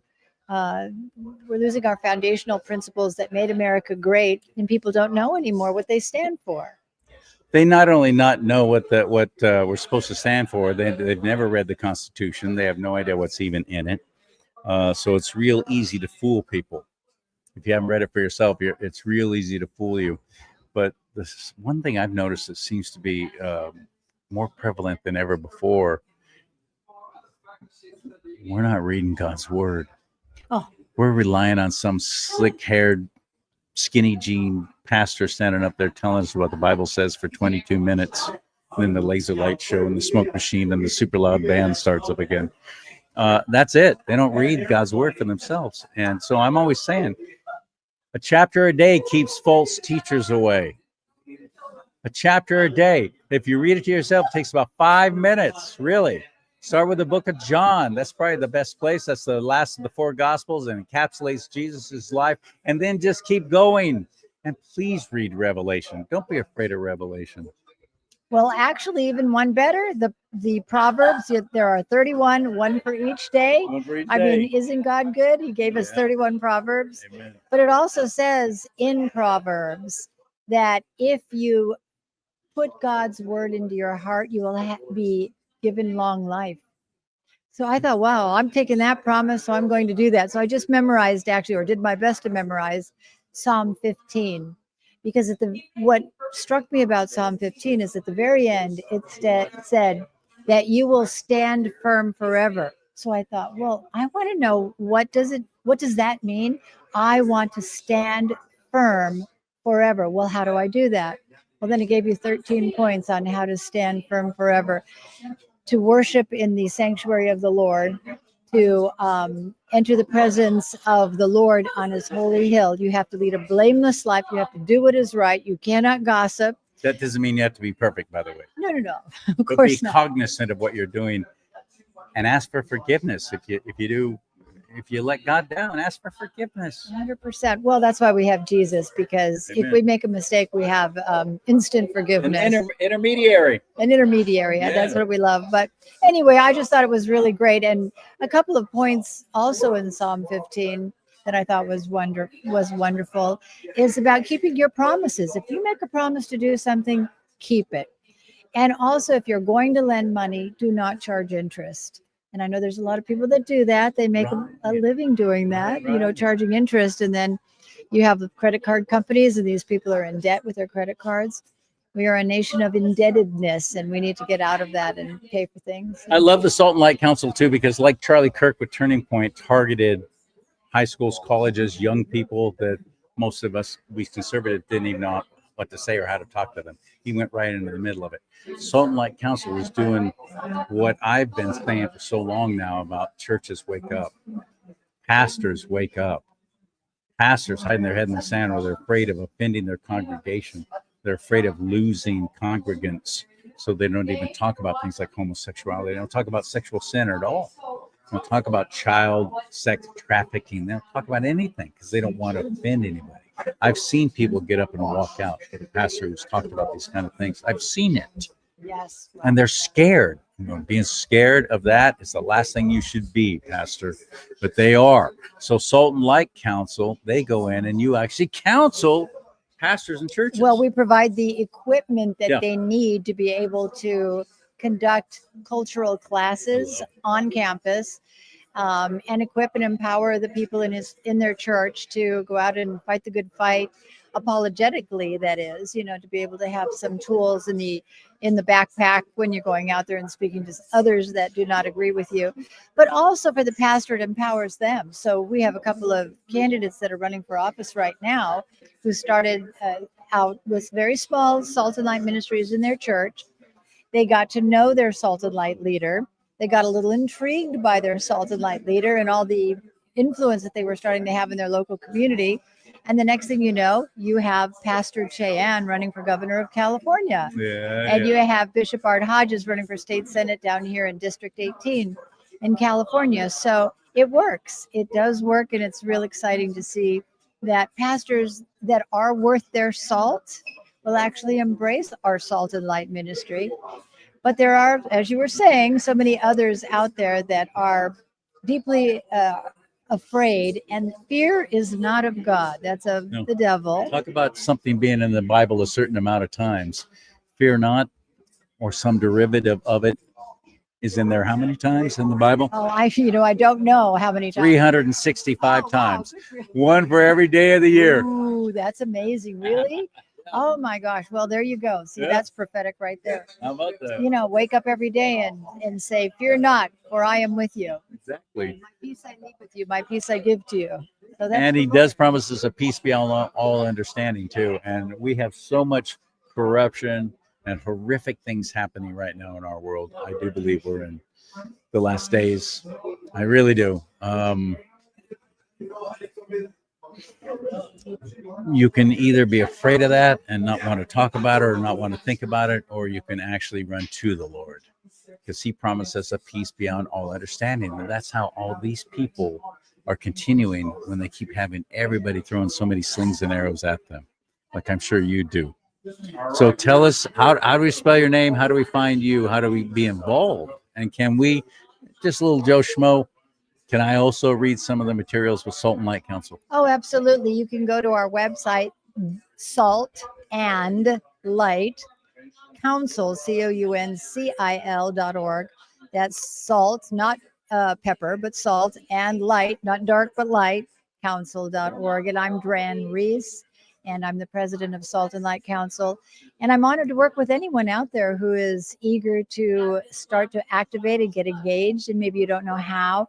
I call this politics for dummies. I was one. I learned as I went along, and now, I'm having some influence where I need to have influence, and I show up every day to the fight, and I see progress in the work that I do. And that's all that we can care about. That's all we can hope for, is that whatever we put our hands and feet to, that we are representing the Lord Jesus Christ and doing our very best to be blameless and do what is right. Amen. Amen. I finally get to meet you. That was so I want to sweet. get a So- picture with you. Don't take off yet, and I'm going to give you my card right now too. Perfect. I took a picture of this. Oh, did when ya? I came in. That's funny. I know. There you go. Take a Wait, picture of let's us see on it. the screen. I know, right? Okay, now look at the screen. Oh wait, no, I'm recording it. Hold on. I'm looking like one of those goofball old radio promotional photos where you're always like, okay. Okay, there's my card. Oh, thank you That's so my much. pertinent I information. appreciate it. It's an honor. I will get a picture with you though. Don't leave yet. Okay, Okay. And I would right now, but I'm not quite sure who. They keep throwing people at me real fast. That was awesome. I've been wanting to meet her for a while. Seriously, I've heard about her. I've written them. Hello, Hope. There's always hope. Come on in, Leo. Absolutely, I am. How you doing, sir? Hello. Have a seat. Have a seat. Good to see you again. You're off camera still. Now you're on camera. Watch the legs down there. Yep. It's a very tight fit, I know, That's okay. but it's nothing close. you didn't experience In the military. in the military. Oh man, Exactly. we'll tell you about those. Did you ever do any field artillery stuff? No, You have to crawl into a tank. no, but we got to ride around in Fort Leonard Wood, Missouri, and they said make your buddy smile. So that tells you all you need to know about how close we got. Yep. Leo Naranjo. It was. Have you already been on stage? Yes, sir. You were. I was in the took first place group. in the debate. Oh, you were. Yes. Oh, I missed it. I will watch it though because I'm actually live streaming it over on my Rumble channel, rumble.com/do-not-talk. How was it? I did this in about 4 gulps. Almost ya? killed off a whole thing of what they're pressing. The crowd is good. The crowd is very don't BS me. We want to hear it. And boy, they come out strong if you start acting weak. So Really? Tell me Yes. more. What happened? Because I've never seen you be weak. oh no, in not any- me. No, not me. No, I think I held my own pretty good. Okay, good. But there was a moment for some other folks that drew at least one boo. No. No kidding. Yep. So this is What would you say? 400 or 500 people in the crowd. I'd say It's good. Good crowd. Yeah, Good event. Get Successful event. a different big spread of age groups and everything else. Probably a good spread of financial impacts everywhere else. And if this is a small sliver of California, I would say this, my humble opinion, they're not wanting to hear tap dances, BS, platitudes, promises, guarantees. They don't want to hear, I'm going to save California. And that's it for the answer. You better come strong, you better come hard, and you better have I'm going to save California. And here's how. Yeah. Yes, Exactly. that's what these folks are looking for. And if this is any indication for the rest of the state, it's going to be a real challenging campaign. But it's going to be rough between now and June. And there's a lot of things happening throughout the country that's taking place and a lot of moving parts. But I will say this, when the first question comes out, what do you think about the GOP in California? It's getting rough in conversation. That was the first question. Yes, sir. Very first question. What do you think about the California GOP? This is awesome because you know how I feel about it. This is great. And did you all get to answer the same question?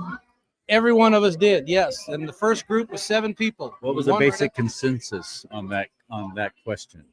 I will be politically correct to say this: California State GOP, you better get your proverbial you know what together. Ish Good, needs good. to get tightened. Ish needs to get You straightened know what out. makes me happy about that? Yep. People are actually noticing. Yes. Because Yes. I've been screaming ever since I became a delegate, and I saw these conventions. I saw what they're all about, how swampy the whole damn thing was, and they have their little particular favorites, and they don't give anybody else any other chance. They're not actually taking the money that we're giving to them and supporting candidates, especially if you're grassroots. They won't even touch you. They won't help you at all. They won't even talk to you. And I'm done with that.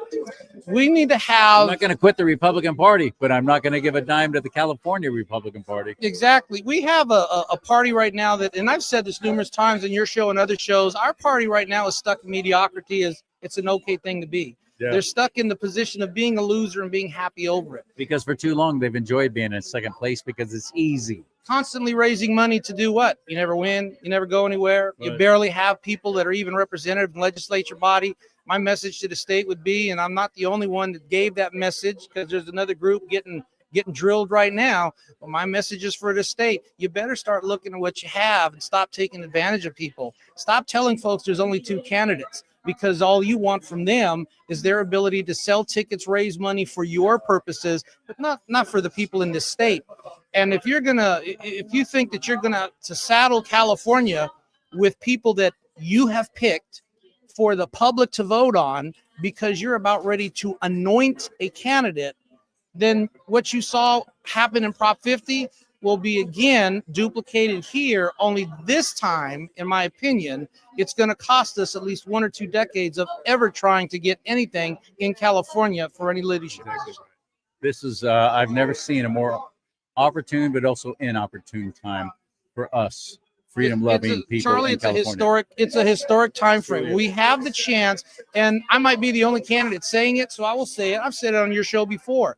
I personally believe we can put 2 candidates who want to win in the primary, even a jungle primary. Looked at the numbers, mathematically figured it out. You can have 5 demos, 5 Republicans, 2 of them can be Republicans. If you listen to what the party tells you, they'll be lucky to squeak 1.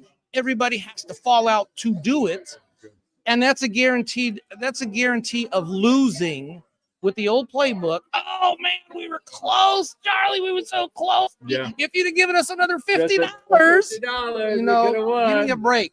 If you're tired of losing with the excuse of why it happened, start looking at all candidates, not just me, but all candidates. Vet them hard and give them the tough questions. Make them tell you why and make them explain. Don't let them get away with, I'm going to give you $3 of gas. Ladies and gentlemen, I went to Georgia. Gas was $2.48 at a Costco in Georgia. $3 man is over there. The $2.48 guy is here. That's where I want to start bringing our gas level down. That's an immediate financial impact for families. There you go. Leo Naranjo, how do we find you? Where do we find you? You can look at my website online. It's Leo Naranjo, the number 4 governor.com. You can find me on my X handle, Leo Naranjo IV, and even on LinkedIn, PayPal, Zealot. Check in. You look it on my webpage. It'll have the addresses there. I'm looking. You got to spell your last name though for anybody who doesn't know. Naranjo. Sounds like orange, but that ends in an A. My name ends in an O, so that's Orange Tree. J in the Spanish way is an H, but no, there's no ho here. All right, Leo. Have fun. Thank you very much, sir. The other shows. Thank you guys for listening and watching. I greatly appreciate everything you've done. Oh yeah, this is the man right there. Oh, thanks, partner. All Appreciate righty. that very much. I have been doing this now for well, since the summer. Even before the summer, I started having these different Republican candidates. You coming up, David? Now I don't want to take you out of line. You in line with somebody else? Have you talked to Kelly yet? They're Kelly waiting Johnson? for me to talk to you. Are they really? Well, earlier, then they were going to take a break. And then brought me back, Well, so- then just in time. Yeah, just in time. David, what's up, my friend? Good to First see of you. It's all, good to actually meet you in person. I first found out about David Kohlenberg from Kim Yater, the one who's putting this thing on. No, Rex. Oh, Rex Ledesma. Yeah, that's right, our And buddy then Rex. I met Kim through you. That's right. That's Yeah. right. Oh, thank you for getting that straight. I blame the stroke. So anyway, Rex told me about this guy, and he goes, "CharLee's like you. He's just a country guy, trying to swing for the fences and trying to make some noise and trying to shape some hearts and minds and actually fix things and correct things, because that's what you do. A country boy can't survive. You got to learn how to fix whatever you got. You're in the middle of nowhere. Your Columbine breaks down.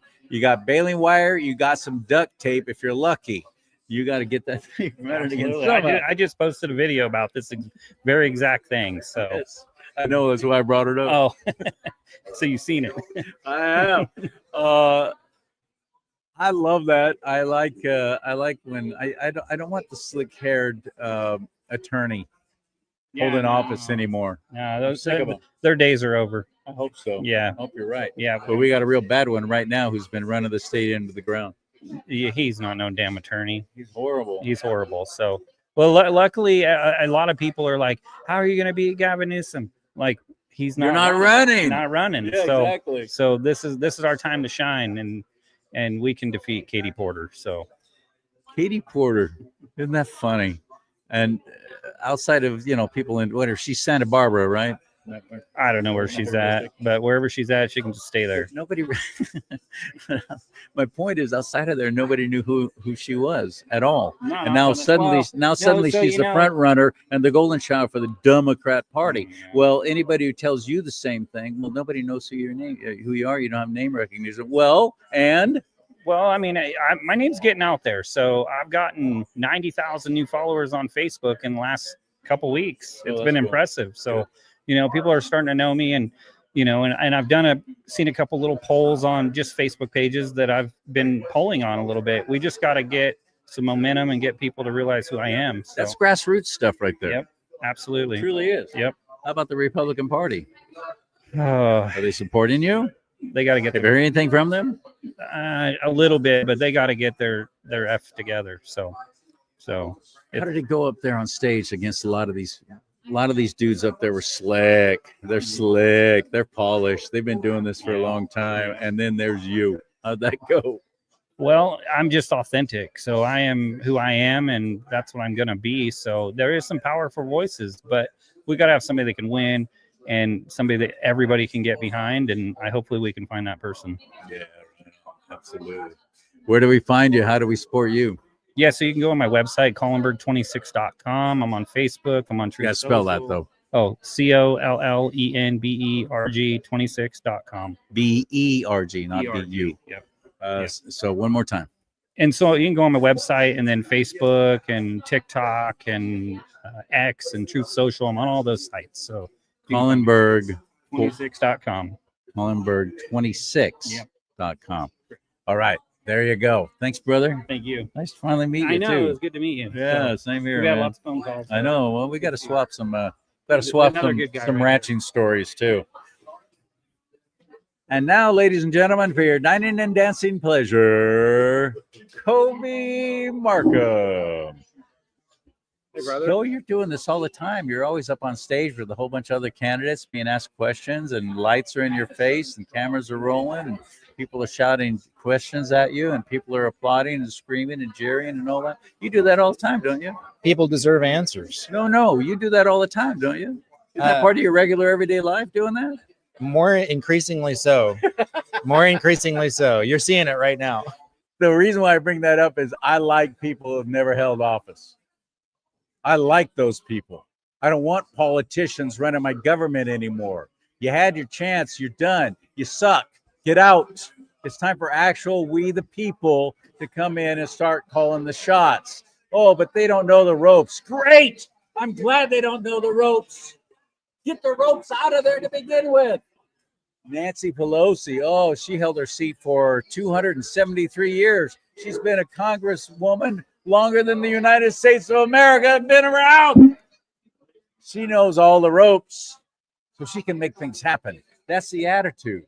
You got to know all the ropes. You got to have this. You got to be a politician. You got to be an insider, so you can make things happen. You need to have character, and you need to have principles, and you need to have morals.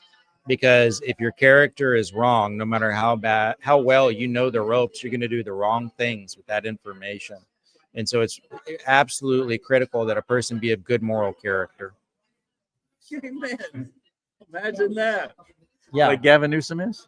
Well, the thing is, if you didn't hear my question, the worse, the better that the person, quote unquote, knows the ropes. If they're a poor moral character, the more dangerous that person is. I'd like to believe that they know the ropes so well that there's so much rope around that they finally hang themselves.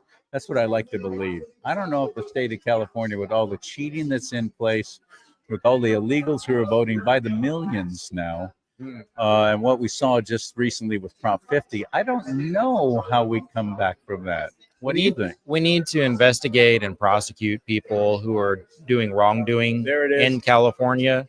And it is important to me that those individuals who, if the investigations prove that they are doing wrongdoing, that they need to do time behind bars. Because if it's just a fine, they don't care. They'll pay it and they'll move on. Exactly. If it's just house arrest, they don't care. they'll just go through it, they'll pay their probation, they'll move on. But when a person finds themselves incarcerated behind bars using a stainless steel toilet, Wearing the jumpsuit. yes, wearing the jumpsuit, then they start thinking about their life choices, and other people who are thinking about committing those types of crimes, then those individuals start saying, you know what, I could end up like Mike Jones behind bars. Maybe I don't want to get involved with this. Maybe if my supervisor tells me, oh, you should go over here and don't tell anybody, he might say, you know what, I don't want to end up like Mike Jones, so I'm not going to do that. And so I think it's really I've been important. saying that too. Yeah, Things we aren't need going to change prosecute. until we see perp walks. Yes, yes. We need to see people behind bars. And similarly, just because somebody's being investigated doesn't mean that they've done anything wrong. So you do the investigation. If nothing is found, leave that person alone. If you do the investigation and they've done wrongdoing, prosecute them. If they go do their 10 years of prison time and then they're done and they're done with that life, then we got to move on. That's who God calls us to be. He calls us to forgive people. But what God does not call us to do is to turn a blind eye to theft. We cannot turn a blind eye to child trafficking. We cannot turn a blind eye to drug dealers and the drug cartels that are operating in California. If anything, whoever becomes the next governor of California has an obligation and a duty to pursue maximum penalties on anybody who's doing those kinds of things in California. Now, who else did I talk about and talk to earlier in this broadcast who was talking the same way? That makes me really happy to hear that. Daniel Mercury, I'm talking about. Yes. And how that seems He's to a be good guy. That seems to be a detriment to him. People are like, oh, you can't be talking that way because then everybody will turn again. They won't vote for you. I'm like, are you serious? You mean Donald Trump, when he said that to Hillary Clinton because you'd be in jail? We didn't vote for Donald Trump because he said that? Shut up. Come on, strap on a set, California GOP. These are the kind of people we actually do need. I'm glad to hear you and saying that. voters deserve it. Voters deserve it because voters have been taken advantage of. They've been ripped off. And some voters are even worse. They're having their children ripped from them by people like CPS who may not always be acting in the best interests of the child. So there are a lot of investigations that need to happen. Yeah, amen. These are the same people, by the way, who love to throw out this mantra. Nobody's above the law. Yep. And we've seen those montages of people saying that in word, but indeed they do other things. Yes, they do other things. And so for me, I would rather rather than saying nobody's above the law, I'd rather just start prosecuting people. And then nobody has to ask me if I think that anybody is above the law because they just see people going to jail for doing bad things. Kobe, where do we find you? How do we follow you and learn more about you? I mean, this is the biggest race, I think, in our lifetime for the position of governor of California, at least. You can find over 40 policies at kobejmarkham.com. That's C-O-B as in boy, Y as in yellow, J as in January, M as in milk, A-R-C as in cat, U as in uniform, M as in milk.com. And you can also find me on X at Kobe J. Markham. And you can also donate on the website. You don't even have to live in California. Support people that are working in the best interests of the United States. Because the left is doing it. Everybody from everywhere should be donating. Nancy Pelosi, and now Scott Wiener's going to run to take her seat. I'm guaranteeing you now that she's. We saw what happened. They don't with give their money Mamdani. to get them reelected. They give their money to run against people like you because they know their seat is safe. But we don't do the same. We saw what happened in New York City with Mamdani. And you need to pay attention to what's happening in the United States, in your own state, your own city, your own county, and outside of your county, outside of your state. And governor's races are big races. And we need to flip over Prop 50 because that's changing the balance of power in the House of Representatives. So please get involved. Please follow the California governor's race. And please fight for the parents here and find a candidate that you like and support that candidate from afar. If you don't have any money, you can repost, you can like, you can share, you can spread the word about that. Help stop human trafficking in California. Amen. Right on. Kobe Markham. Right on. Go get him, buddy. Nice talking with you. Thanks for Thanks for sitting having me down. Ah, thanks for being had. That's my favorite joke. Come on, Jim. Hey, Jim Anthony. Jim Athens. Or is it you? You next. I told you I was gonna get over here. One of the comments on here just said, my guy is Ryan Tillman. Oh man. Well, whoever said that, thank you so much. It's good to see you guys. That's very cool. I was confessing to everybody that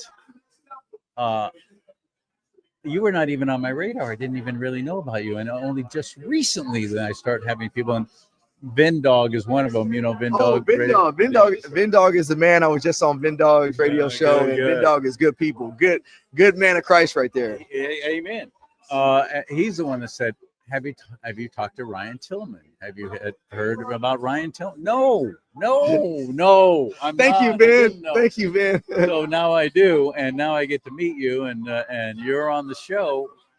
Thank you.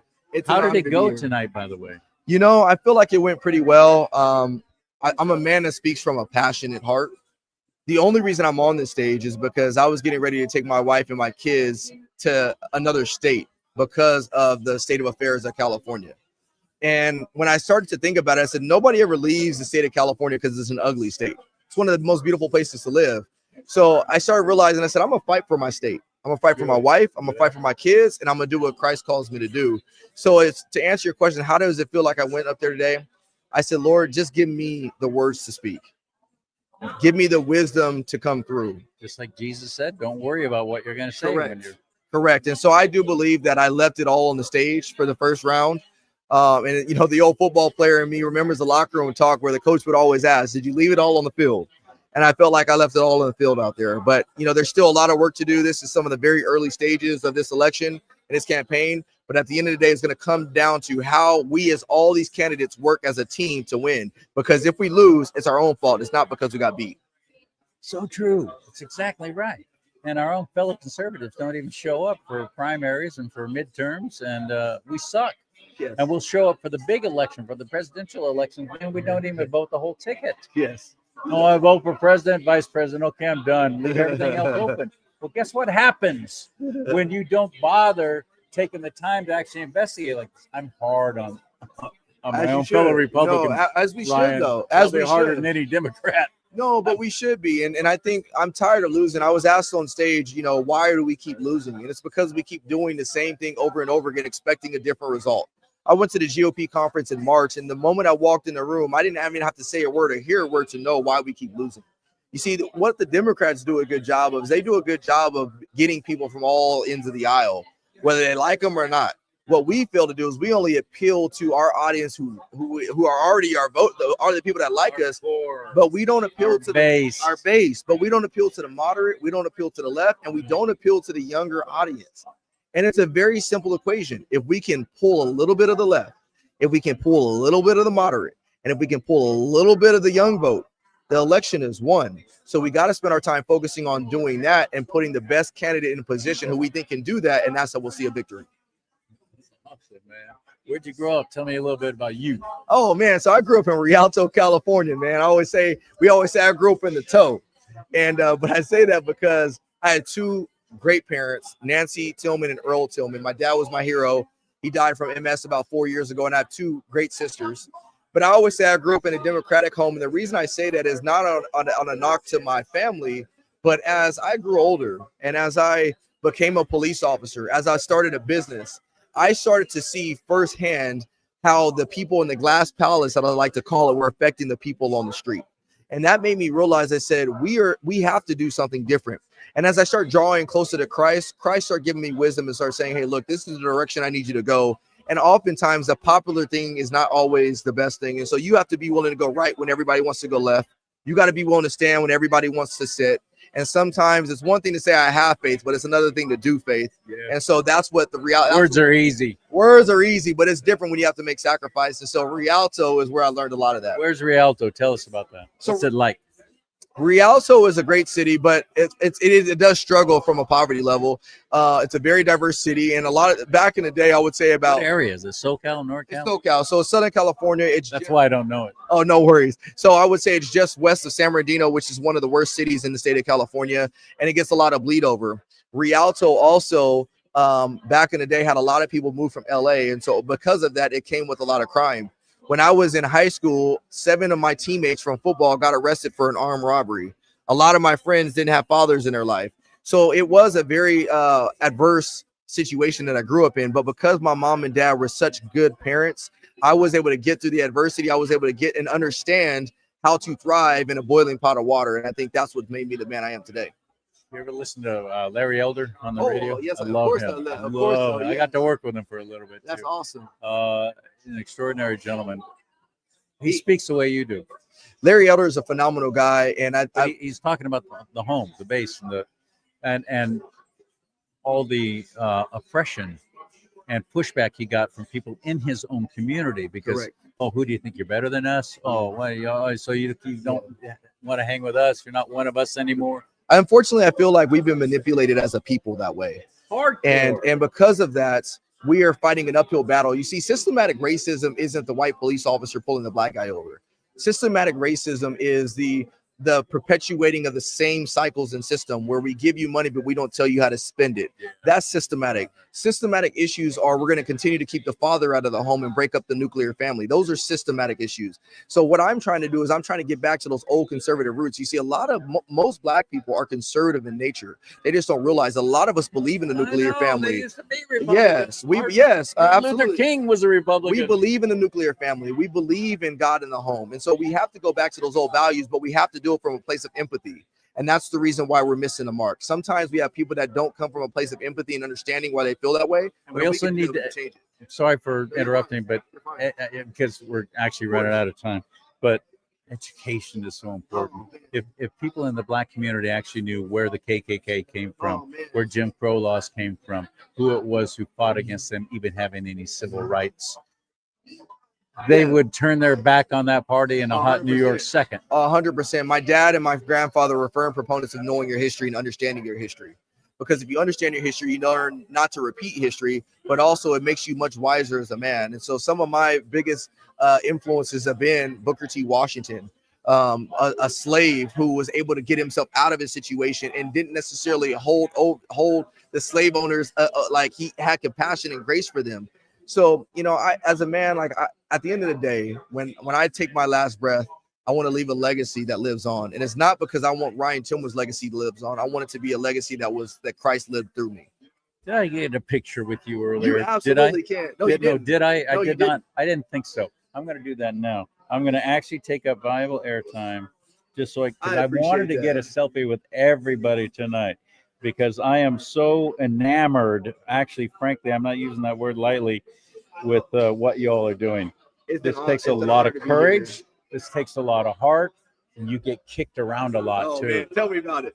And I'm no stranger to that. I know. So I think I think we have such a strong bench. I have not met one Republican who's running for governor and an independent with Lewis who would be extraordinary to have in any kind of position of leadership. So it's funny. I'm registered as an independent. Conservative. You are too. I am. Oh, I am, which is a huge uphill battle. But the reason I did it was not because I'm very conservative, but as a believer in Christ, I'm trying to get rid of the tribalism. You see, as a governor of California, I can't just be the governor of the Republican Party. I have to be the governor over Republicans, Democrats, the young voters. How the Democrats feel, but exactly. Right. And so that's why it's a strategic move. I'll be blunt and transparent about that. But yeah, I am. But I've been voting Republican for the last 10, 15 years of my life. And so I'm not going to lie about that. There we go. I'm blocking the light. There we go. 3, 2.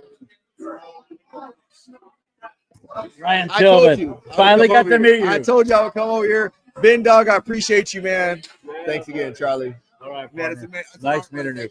I'm going to give you my card right now, too, Ryan. Come on back anytime I can help. Wow. What a night. This is awesome. I'm so glad I came down for this. The timing wasn't the best, frankly. I'll be real honest with you. The timing wasn't the best for me to drop everything and to come down here. But I'm so glad I did now. I really am. It's getting real loud in this room.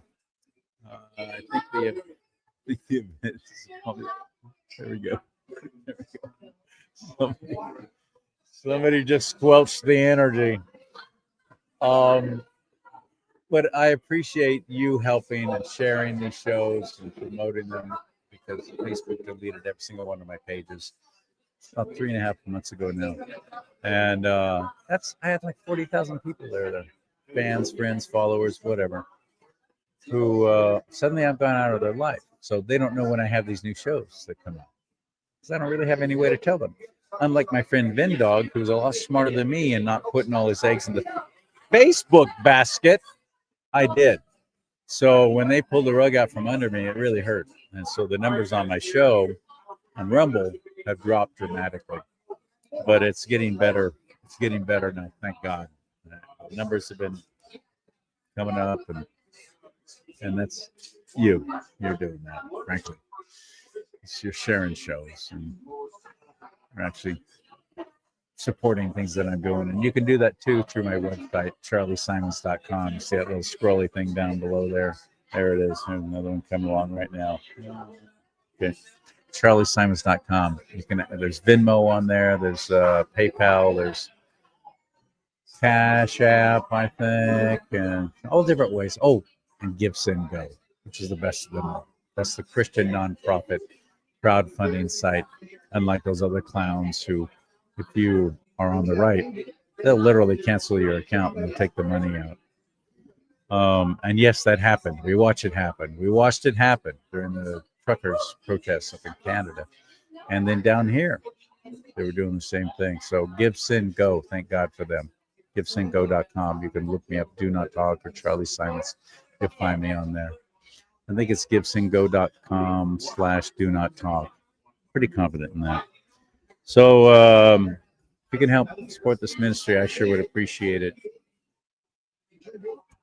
Oh, yeah, I talked to David. Wait a minute. I know this guy right here. Matthew Kennedy. Matthew Kennedy. Good seeing you again.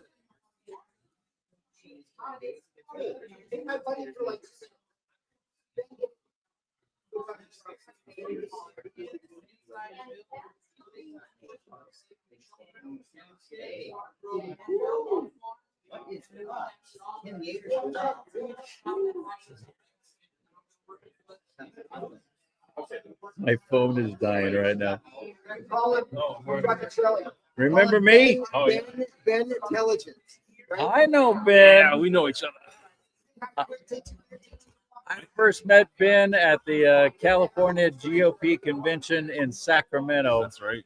And same kind of thing, like he just said. Oh yeah, I got a couple of minutes to sit down for a couple of minutes. We got a couple minutes. We did like about 47 minutes, I think. We just kept talking and talking. Yeah, we got a bigger screen than me. So. It's a lot of fun. And look at him. Yeah. He's working the throw. Have to. So anyway, I got a new toy. This is free. Ooh, That's pretty dang cool. Check that out. So, yeah, we got a new toy, and we're gonna use it to basically take down the rhinos and in the CHOP because they failed us on Prop 50, and I can't wait to expose it all. So thank you very much. But Wait, don't gloss over that. Okay. Because a lot of us are feeling really disheartened and discouraged after the whole Prop 50 thing. Okay. We really thought there's no way that they'll be able to get away with this. And then I started seeing a lot of signs everywhere, and they were kind of grassroots looking signs. Mm-hmm. And I realized the California GOP is not really doing much of anything to fight against this land grab. No, they're not. As a matter of fact, what they did is they dropped the ball. In my opinion, it's a sabotage. Now we go to the CHOP and we're delegates and we vote to hopefully put in what I would like to believe is Bible-believing Christians as our leaders. But see, here's the thing, right? If you're getting punched in the face, right, you eventually got to get up. And if our own people are punching in the face and stabbing us in the back, eventually we've got to say no more. So there's going to come to a time, hopefully this convention, where I think maybe we're going to have maybe like a change of leadership, I hope. And from what I hear is that it's not going to be fun. So you're probably going to have the LA Times, the Washington Compost, a bunch of other people coming to, look at the bloodbath in the CHOP come soon. So, yeah. Where do we find you? How do we follow you, my friend? You can find me on most social medias at Bintelligent1776. I think on X I'm Bintelligent76, and have no characters. And on Instagram, show me your papers for online. Yeah. Yeah. Self-support. Well, yeah. I mean, it was supposed to be from the lockdown, right? And having businesses crash out and be like, oh, show me your mask and your vax papers, but it's evolved into this. So there you go. That's where you can find me. Ben Intelligent. He's got a huge following, and Not that big, but you're shaping the voice for people who oftentimes feel left out of the Republican Party. You're in there swinging for the fences, buddy. That's right. I'm going to create a PAC pretty soon, and we're going to have a whole bunch of new money for American flags and constitutions to hand out to the kids at high schools and colleges. So, do you have my phone number? I believe I do, and I know that Mitch knows how to get a hold of me. Then you know how to get a hold of me. Yeah. So, Just in case, there you go. All right, we got another one. This one's going to be Yeah, worth money, right? All right. Cool. Play the Right lottery. on, man. Go get All him. Jim Athens is another candidate running for governor that I had not met, was not on my radar, didn't know anything about him until tonight. And welcome. Have a seat, please. Waiting on you, buddy. I know you really can't though. Yeah, you really can't. You gotta kind of keep it where it is because we're in a very tight spot. Here. We're over here in the corner. Okay. There we go. Yes, sir. You're a large dude. Okay. I'm not small. So where did you play football? I didn't play football. That's the first question, though, isn't it? I'm an asphalt man, though. I've had an asphalt company for years and years and years. I'm also a real estate agent and developer, and a minister, and I wear many hats. So bring a lot. I know you were a minister too. That's fantastic. Yes. Oh yeah. How long have you been doing that? Oh, 40 years. 40 years. I had my own church for a while. I've been involved in various ministries, developed various ministries, such as school prayer ministries. We went in through the Bible schools that were represented on campus. We were able to go into the schools and talk to the kids. Can you believe that? Through the Bible clubs that were represented on campus. Kids are allowed to have clubs. You can have a karate club, you can have a baton club, you can have a Christian club. And the kids do. And so we went in through, and that was a nationwide ministry overnight, because we just reached out with newsletters. We put newsletters all over the nation. And I tell you, it was one of the highlights of my life to go around here in Los Angeles and talk to kids. I'm telling you, some of these schools are like going into a prison. They're gated, they're scary, they've got the security the guards, but I've never seen more enthusiastic Christian kids. It's a highlight of my life, I have to tell you. So, yeah. Running for governor. How did this go? Have you ever done anything like this before? How to debate, a candidate's debate? Have you ever done that? I'll tell you, I'm a lifelong student. I'm passionate about politics, as I think Christians should be, and a lifelong student of politics in this country. I'm well informed, well studied, and I just have felt that if not now, then when?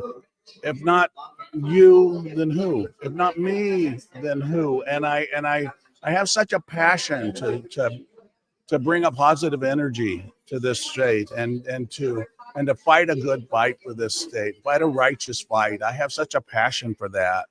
And I believe that unction is from God. And so I'm following that. And I want people to see my energy. I want them to see that passion. You want somebody to take a righteous stance. I'm your guy. I'm not going to back down. And I did that in the debate in there. Yes, sir. We got a pro-life pledge, and I said, and I'm going to encourage the candidates to sign this. I said, and Steve Hilton is not pro-life. I called him out. He's pro-choice, and I said we're losing our identity in this party, and we need to take a stand for Judeo-Christian values that were inherent in this party, conservative values.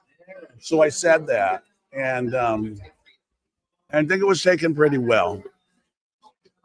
I wish I could remember who it was, but somebody had Hilton on. It almost came into my brain. I listened to it twice because he was asking them about Steve Hilton's stance on life. Right. Are you pro-life or are Yes. you pro-murder the kid while it's in the womb? And he went into this typical long-winded explanation of this, that, and the other Probably thing. the same thing I've loaded up on my website, and I've got a really good website. It took a while and some money to develop, but we got it. And it's Pastor Jack Hibbs of Calvary Chapel in Costa Mesa interviewed him and let him get up and speak. And somebody from the audience said, "What do you think about pro-life?" And he dodged that question for like 5 minutes straight. And I uploaded it because it's even to the untrained eye, you can see he's not answering that question. He doesn't want to answer that question. And my question then becomes, why? Who are you? Who are you? I mean, if we're not protecting life, then who is the Republican Party? Who, if we're not traditional marriage while we're at it? Exactly.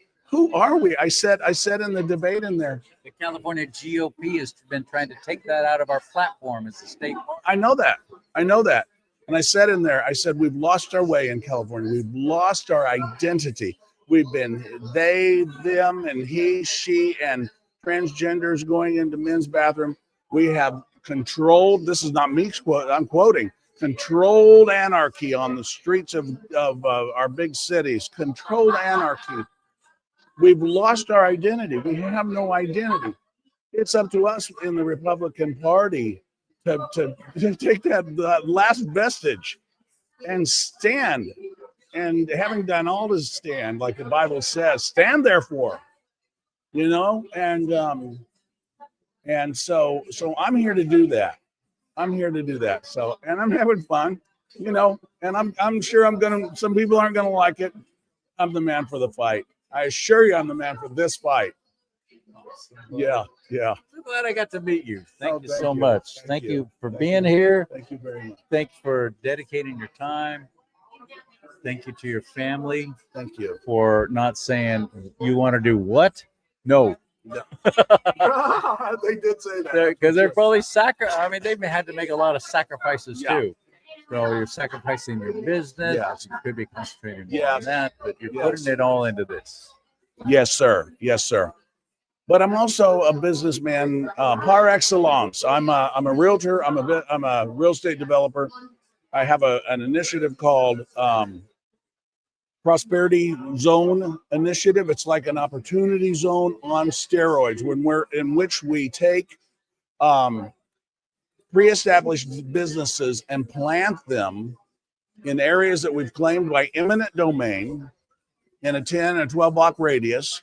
And we have businesses that are proven successful, like Home Depot, Vons, 24-hour fitness, and we transplant an economy.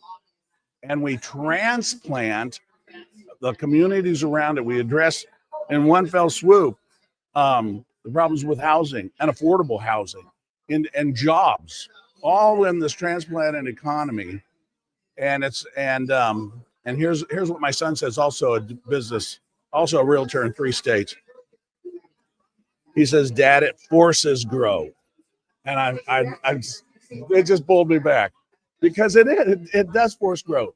It does force growth. And we are going to have to partner with a government with privately owned businesses and everything. But we're going to streamline everything. We're going to give tax incentives, just like an opportunity zone for people to come. We're going to offer incredible incentives, and we're going to do a cookie cutter version.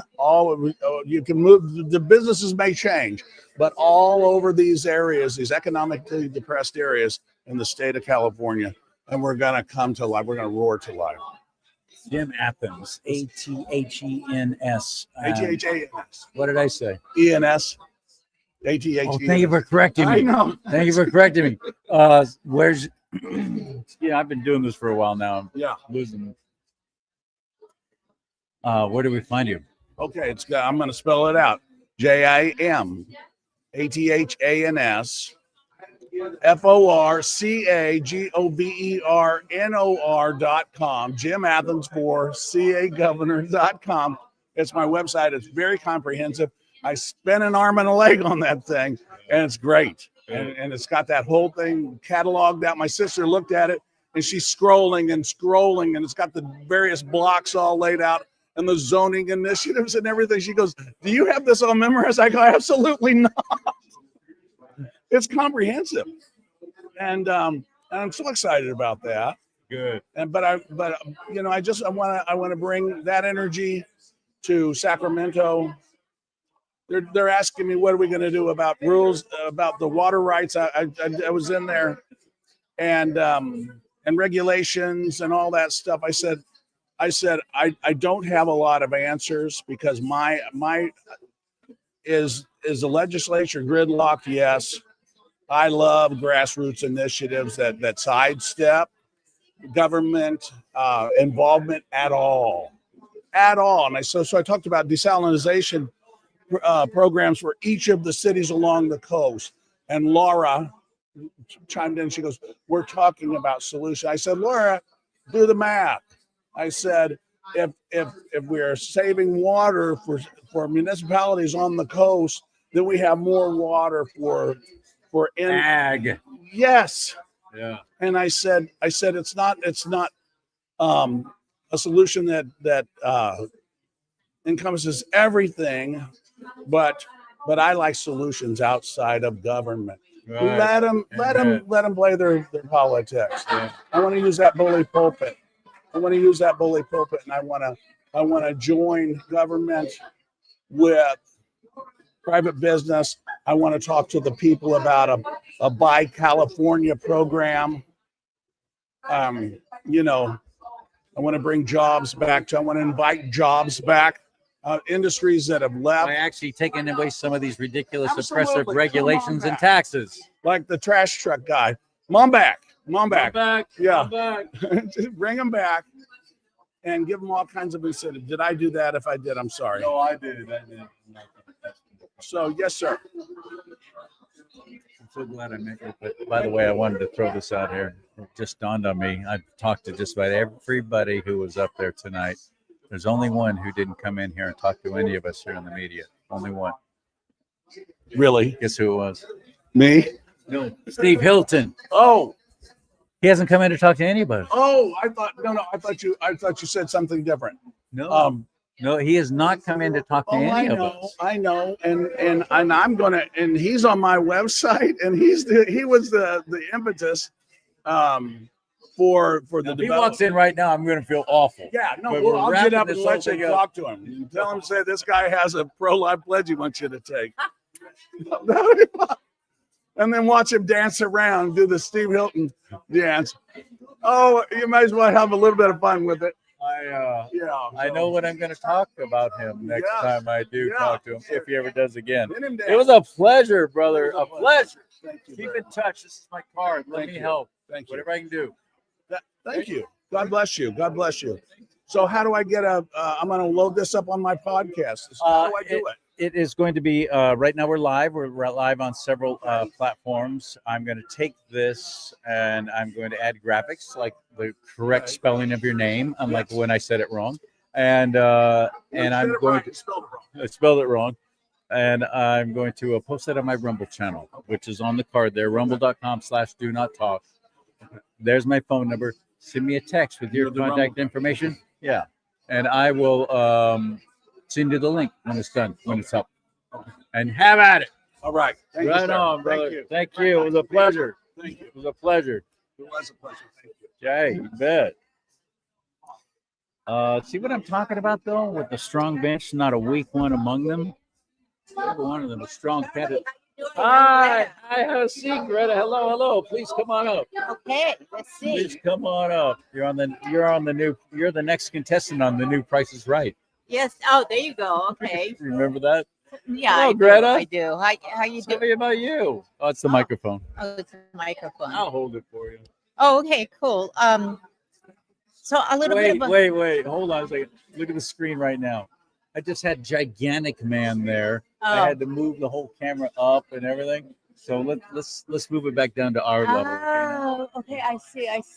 Okay. Oh, okay. Yeah, that makes more sense. Is that better? Yeah. All right, that, that's better. that is better. All right. Okay. Let me make um, one more adjustment here. There we go.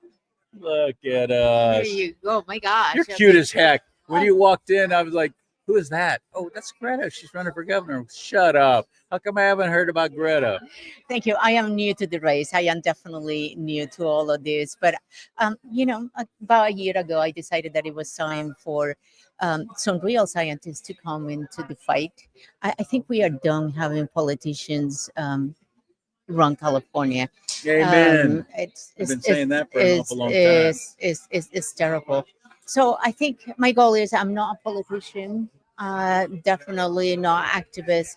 I am a Christian Zionist scientist with 30 years of experience in the energy business. So In the energy business? energy business, specifically the nuclear power generation. Oh, wow. So I decided that we needed somebody with the technical knowledge and expertise to actually be able to solve our problems. So I have 30 years of experience solving real problems, real infrastructure problems, and finding some innovative solutions within budget, by the way, which is unheard of it in California. So I decided my dream is to bring Californian men and women together. We need a candidate that can bring both of them together. And I think I can be that candidate. I'm the compassionate, technical candidate that can bring the right and the left together. We need to do that to win.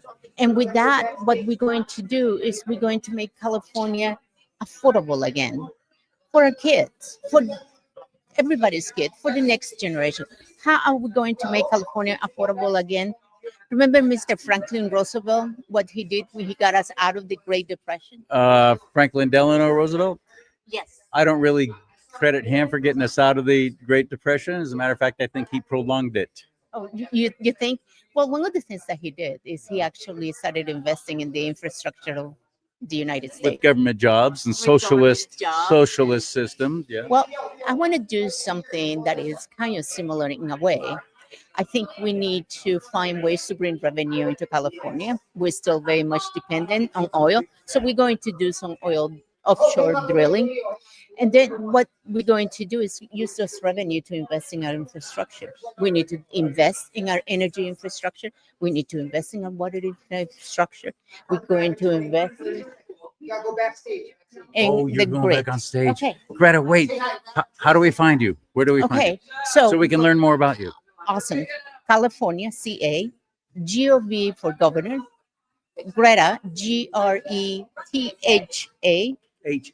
Yes, very interesting spelling, very creative parents. Solorzano, SOLORZANO.com. Yes, Okay. yes. I hope it works. We'll spell it out. It was a pleasure. Thank you very much. You bet. Okay, they're going back on stage and they're going to be wrapping up the whole dang thing. You want to watch it, you can live right now at rumble.com/do-not-talk, where I'm streaming this entire event live. Rumble.com/do-not-talk. But we are going to have a lull in having candidates come up and talk to us. So you know what I'm thinking. This might be a good time to get Mary Crowley up here. I wanted to talk to Mary Crowley again. She's right over there.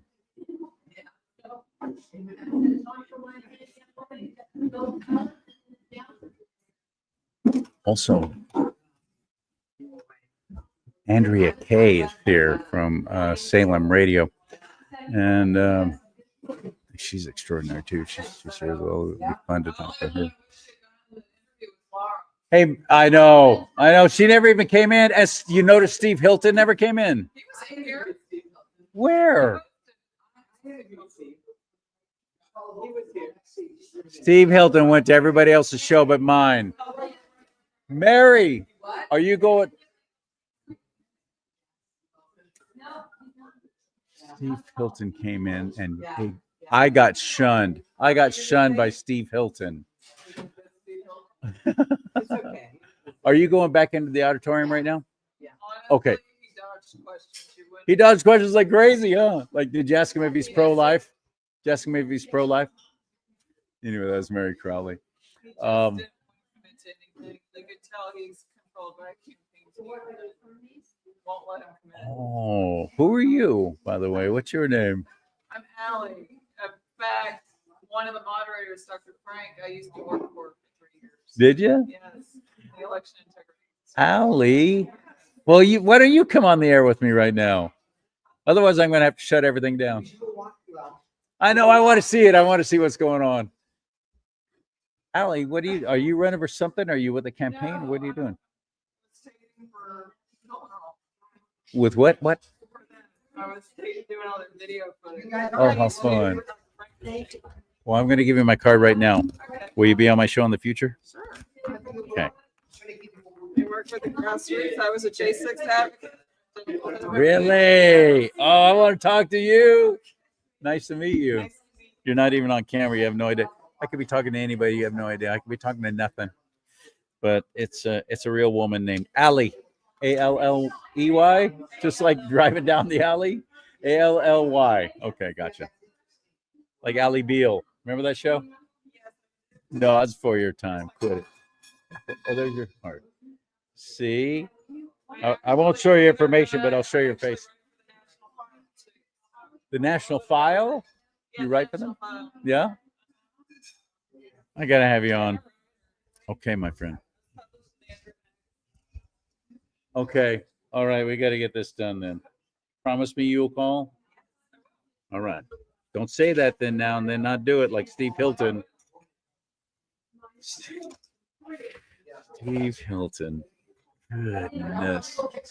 All right, my friend. I think I'll wrap that up from this event. This was extraordinary. I'm so glad that I was here. Thank you for your support financially. If you can help me to where I can, I had to put this all on a credit card. And I just gotten debt free too. So I had to put this all on credit card, hotel room and everything else. So if you can help support this ministry, please do. CharLeeSimons.com. There's like 4 or 5 different ways you can give there. And share these shows, like them, hit that like button right now. That helps break down the algorithms and all that kind of stuff. And then, yes, sir. Oh, you coming over to talk to me? Only if you want. What are you running for? You're running for something? Actually, I'm doing an initiative here in California for 2026 called the Children's Educational Opportunity Act. Sit down. Sit down. Puts parents in charge of their children's education. Here, I thought we were wrapping up, but no, I got one other gentleman I want to get to know better. Let me get just like, oops, don't do that. Don't do that. One other gentleman I want to meet here. Like my fancy little lights. I like it. I walked in here and I see all these other shows. I mean, look at Mary Crowley. Look at Salem Radio Network. He's got these gigantic banners. This He's got looks these like a big fancy studio right dancing. now. It looks. Shut up. I know that's a load of crap. I got these little ring lights. I got it Ross. This is a big studio here. This light right here was $3.99 I at love Ross. I love it. So the dollar store is your favorite place to hang out. I came down here all the way. I Sacramento. Oh my gosh. Came down here like 7-8 hours. Oh my. Forgot my lights. All my lights. You're in What's this Sac first? too? No, I'm in Thousand Oaks. I'm the former mayor of Thousand Oaks. Oh, no kidding. Yes, sir. What was that like? Actually, Thousand Oaks, pretty cool area. well, it's a medium-sized city of 127,000 people. Excuse me a Sure, second. go ahead. I'm flirting here.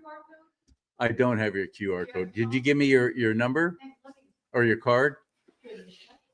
I want to have. You have a these choice folks between on, talking to me or a beautiful woman. I'm taking the beautiful No, woman. I'm kidding when I said that. I wasn't flirting. I want to have these folks on because I love what they do and what Oh, yeah. they stand for. It's good stuff. So, I heard anyways, her earlier. Okay, all right. Thousand Thousand Oaks. Great city. That's a SoCal thing. Correct. It's 122,000 people. It's one where you take care of your family, look after your neighbor, and get involved in the city to make it a better place. Yeah. You know, you can't ask for better. In fact, everyone from Los Angeles is moving out to Thousand Oaks because they don't like. It's kind of what Orange County used to be. Oh, and then people are Orange moving. County. How did Orange County swing left? What a whole lot of illegals voting kind of crap is that? Well, it's one where in Thousand Oaks we've got them coming out, but they're bringing their policies that actually destroyed Los Angeles. So long story short, it's a beautiful city. I was glad to be 4 years their council member and 1 year their mayor, and got a lot of stuff done. And I was very happy to do that. But wind up now rolling into this initiative called the Children's Educational Opportunity Act. It's an initiative for 2026. We need 1.2 million signatures to get it on the ballot. We have just started signature gathering.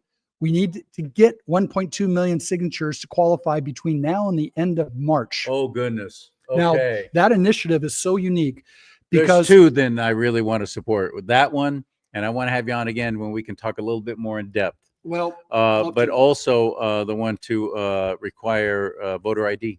yes, And that's a big what one. Assemblyman Carl DeMaio. So I want to get behind both of these. I'd love to, because what this initiative does, the Children's Educational Opportunity Act, is it puts the parents in charge of their child's education. If the parent is not happy with the local public school, it gives them the same opportunities as students from wealthy families by allocating those tax-free funds from the public school going into the child's education savings account at the state level. Parents never touch the money. They direct where it goes. So now it opens up private school, This is faith-based school, awesome. and homeschool. This is every bit. This is like one of those healthcare savings accounts. Exactly. Same concept Well, of it's the HSA. education. But it's one where at the end of the year, if money is not all spent, it stays in that account. Earning interest rolls over year after year. So at the end of 12th grade, any money left over can be used for trade technical school, university, post-grad for the remainder of the child's life. And after 18 years of age, can transfer some or all of those funds over to a family member's education savings account to help them. For example, There you go. let's say the older brother's a plumber, has 50,000 left in the education savings account, never going to go back to postgraduate training in plumbing. But the younger sister is going off to medical school costing 200,000. The older brother can transfer some or all of that 50,000 over into the sister's education savings account to help for medical school. Now, this is Now, both it's not like an IRA or anything like this. You don't get to collect all the money. It's got to go to education. exactly, and that's built That's in. same with the healthcare thing. The parents, like I say, never touch the money. They can direct which school the kid goes to, what tutors to hire, what online classes, what books, those kind of things the parents direct, but they never touch the money. So we're guaranteed it's going to education and not family enrichment. So those safeguards are in place. Plus, we have written protective language in there. So if a school is accepting education savings account and funds to run the school, they do not have to teach any content that they find morally objectionable that is being mandated by the state to be taught in the public school. The parents and the school can reject teaching those morally objectionable content. Second is if they're a school of faith, they can accept these funds and still teach faith. In fact, you can use some of these funds to buy faith-based material and curriculum. That's written in there. So this is education freedom. You can't get any more local than the parents being in charge of their kids' education. We're not relying on a far distant capital, the elite of Sacramento and Washington to tell our parents what's the best fit for their kid.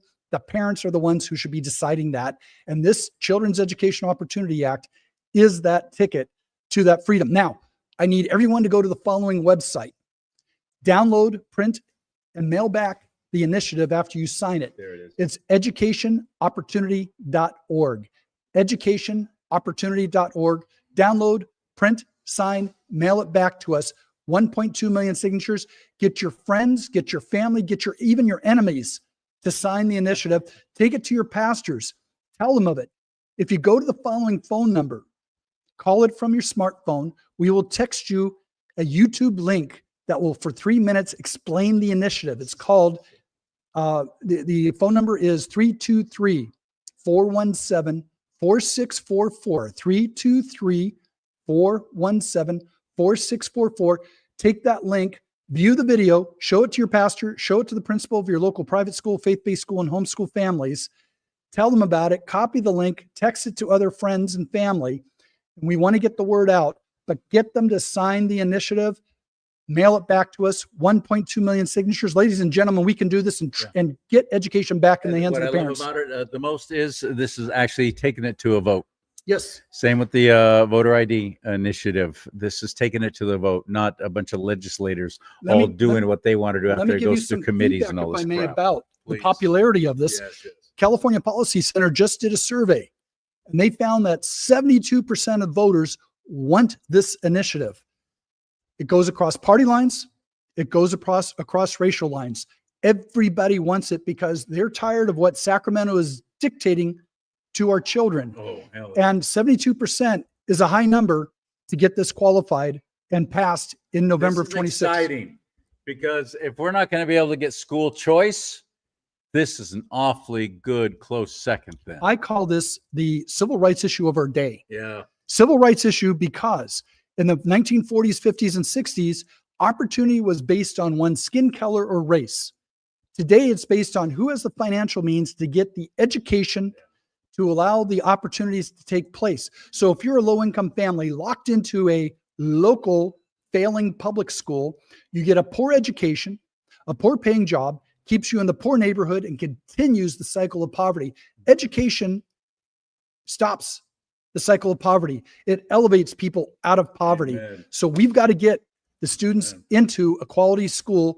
The Children's Education Opportunity Act will do that, my friend. What is your name? My name is Kevin McNamee. And you've not run for office or held any kind of other than being mayor of Thousand Oaks? That's correct. Being council member and mayor. Nobody's talked to you about running for governor of California? Let me get this initiative passed first, and we'll talk about what opportunities are there. I've got to get my wife on board with anything like that, and you got to always check in with the war room. And if the war room doesn't want it, yeah. But she is a great supporter. But she'd rather I didn't get involved with public policy, but she knows I enjoy it and can make a difference. And she's very supportive of me. Pleasure meeting you. Thank you, my friend. I appreciate you getting the word out. Thank you.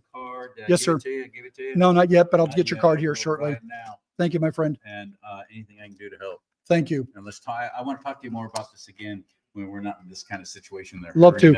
I will leave you a card with that phone number, 323-417-4644 and educationopportunity.org. Good. I'll leave you a card with that so that we can do it. Thank you for the opportunity. Best to all. It was a pleasure. Thank you, sir. All right.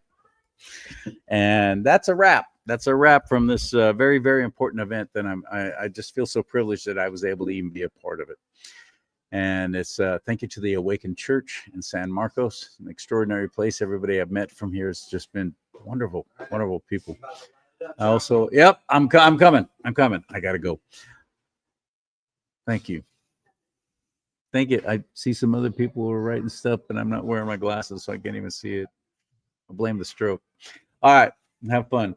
May God bless you and keep you. May God bless America. But most importantly, America bless God.